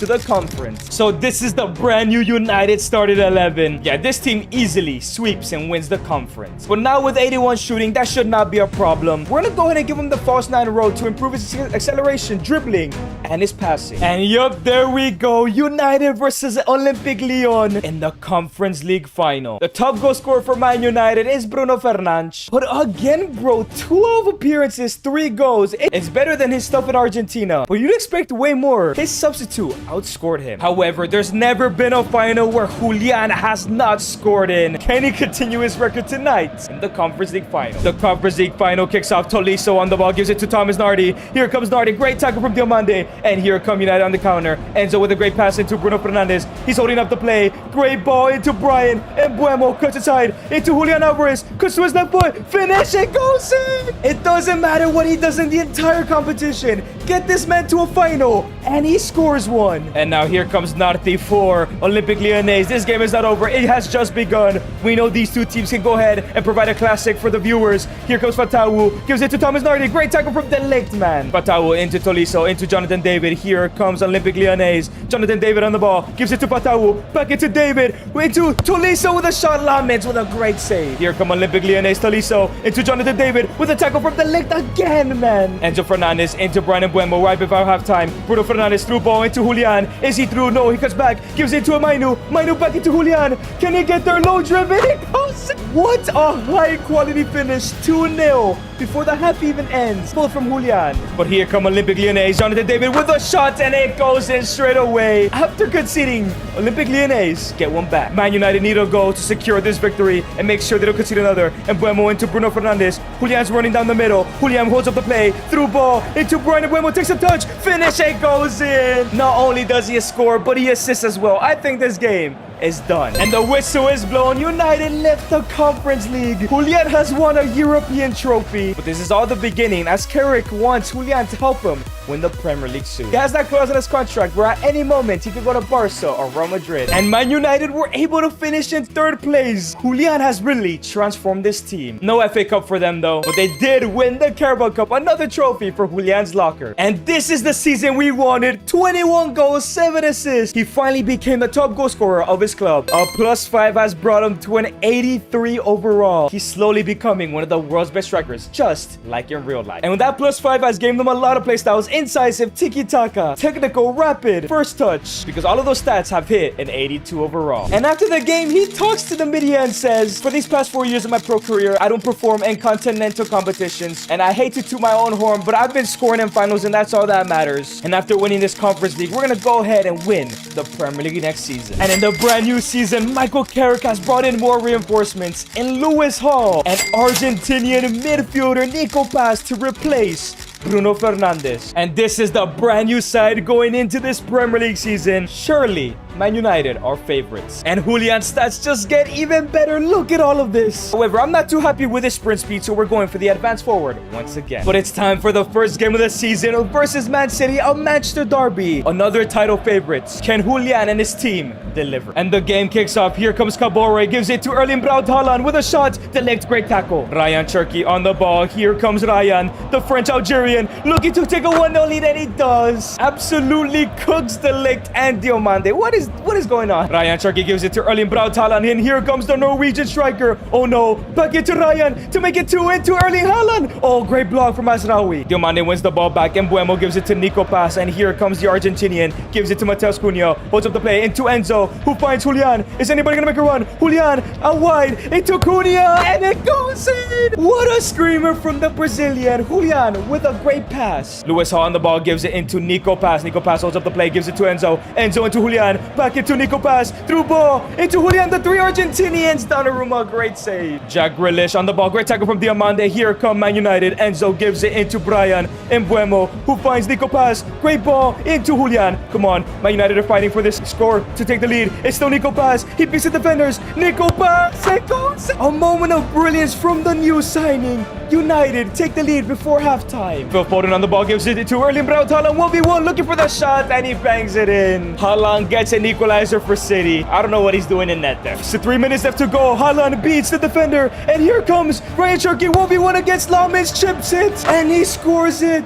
Again, no celebration. There it is. City have just won it in the last minute of the game, in the first game of the season. But despite the loss, United still went ahead and dominated the Premier League by 15 points. I wonder how good Julian was this season. And it seems like he wasn't the top goal scorer in the Prem, man. I really want him to win a Golden Boot. But 21 goals again is not bad at all. 3 assists. Now at an 86 overall. When is Barca and Madrid, if ever, gonna come calling? And he finally gains his first playstyle plus in low driven plus, because his finishing is above a 92. While he's also gained finesse, power shot, dead ball, and even quick step and press proven. He's probably one of the most OP players in this game right now. But it's happened. In the brand new season, Barcelona have come in as Fabregas talks to him and says, "We've been watching you for years now, and we think you're the perfect number 9 to help the likes of Lamine Yamal help us win the Champions League." However, Real Madrid also came calling, as Mikel Arteta is now the manager and says, "Mbappe has just left the club. Vinny is no longer here. We've been searching for somebody to be the main guy in this team, and we think it could be you. Think about our offer." So just like in real life, both Barca and Real Madrid want him. Who is he gonna choose? And his decision has been made. He is joining the Galacticos of Real Madrid. It is said he'll be taking an interview after the signing to explain his reasoning. His dream club is FC Barcelona. Why did he choose Real Madrid? And the press conference has begun, and Julian says, "Dream club has always been Barcelona, but my biggest dream is to become the world's best player and win the Ballon d'Or. I love and admire the ability of Lamine Yamal, but I know I won't be able to do it with him in my team, where here at Madrid I could become the main guy." And this is the Madrid side he's joining, with 3 at the back. Weird, but it seems like Jude Bellingham, Doué, and Julian are the main man. He's the main attacker for sure. Next to Goncalo. And Julian looks like one of the best in the world. I think we need to maximize his passing again with the false 9 role. Let's see how he does in his first Madrid season. And now Julian's making his UCL debut in the Stadio Santiago Bernabeu for Real Madrid against Liverpool. If he wants to win the Champions League, he needs to start turning up in every game but the final here. The game kicks off. Here comes Desiree Doué, gives it to Federico Valverde, into Julian Alvarez, who looks for Gonzalo Garcia, and it goes in, but it's offside. Liverpool's defense was sleeping low-key though. And now here come Madrid again. Federico Valverde into Desiree Doué, who finds Gonzalo Garcia into Julian Alvarez on his right foot. He's looking to beat the defenders. Cuts back again. Julian, left foot finesse, and it goes in. It only took 8 minutes for Julian to score for the UCL in a Real Madrid shirt. Federico Valverde on the ball, gives it all the way to Desiree Doué, who finds a through ball into Julian. He's through on goal. 1v1, can he finish? Scores it to Gonzalo. Instead, it goes in. We know Julian is not selfish. 18 minutes, Liverpool extend their lead. Gonzalo Garcia on the ball now, gives it to Federico Valverde, who finds Julian Alvarez. Here he goes again. It's still the first half. Into Gonzalo. 1v1, and it goes in. No Mbappe, no Vinny, no problem. Madrid go 3-0 up in 25 minutes. And at halftime, Julian has been subbed off. What a debut. Madrid surely are favorites for the UCL. But in the group stages, they did pick up one loss, but still finished in third. Round of 16, they beat Dortmund. Quarterfinals, they beat Man United, his former club. And semis, they beat Atletico as Barca got spanked 6-1. It was gonna be an El Clasico final, but Leipzig have ruined the moment. And Julian Loki has proved the doubters wrong. Finally has a good continental tournament. 6-14 is not bad at all. And Real Madrid did end up winning La Liga, the Supercopa de España, but failed to win the Copa del Rey. No treble for Julian this year. And 32 goals and 5 assists in his first season here at Madrid is incredible. A +2 to an 89 overall. If he wins the UCL tonight, surely he's the favorite for the Ballon d'Or. But there is somewhat of an injury crisis. Bellingham is out for the rest of the year. Gonzalo will also be out for this final. Seems like Moledo's gonna take a false 9 role, and Cama is coming in for Jude. It's been a long journey for Julian Alvarez. Can he finish the job? He chose Madrid over Barca, and it seems like it's the right decision. Desiree Doué in the ball, gives it to Federico Valverde, who finds Julian Alvarez. Through ball into Alberto Moreno, playing out of possession, but it still goes in. What a pass from Julian, but an even better finish from the left mid, who's playing center forward. Madrid already 1-0 up. But now here come RB Leipzig on the return, trying to get a goal back. It falls into Conrad Harder. And oh, great block, great block. Uh-oh, but here comes RB Leipzig, Johan Bakayoko. Oh no, somebody help him out. Poison, Harder, great save, Kobo. Cedarwold with the cross in, it falls into Harder with a bicycle kick and goes wide. This guy thinks he's Ronaldo. Uh-oh, here comes Uedraogo for RB Leipzig. What? Did he just pass it to Bastoni? What is wrong with him? Right before halftime, Fede Valverde is on the ball, gives it to Julian Alvarez, who gives it to Alberto Moledo. Through ball into Julian. Can he end up this game? Yes, he does. 2-0 in the 45th minute. And we've seen how good that defense is right now. I don't think Leipzig can come back from this. And the whistle is blown. Madrid lift the UCL trophy. And Julian is the world's best player. It seems like it worked out in Madrid, but the question is, should he join Madrid or Barca in real life? Let me know down below. And if you guys enjoyed this video, make sure to click on this video right here. I know you're gonna love it.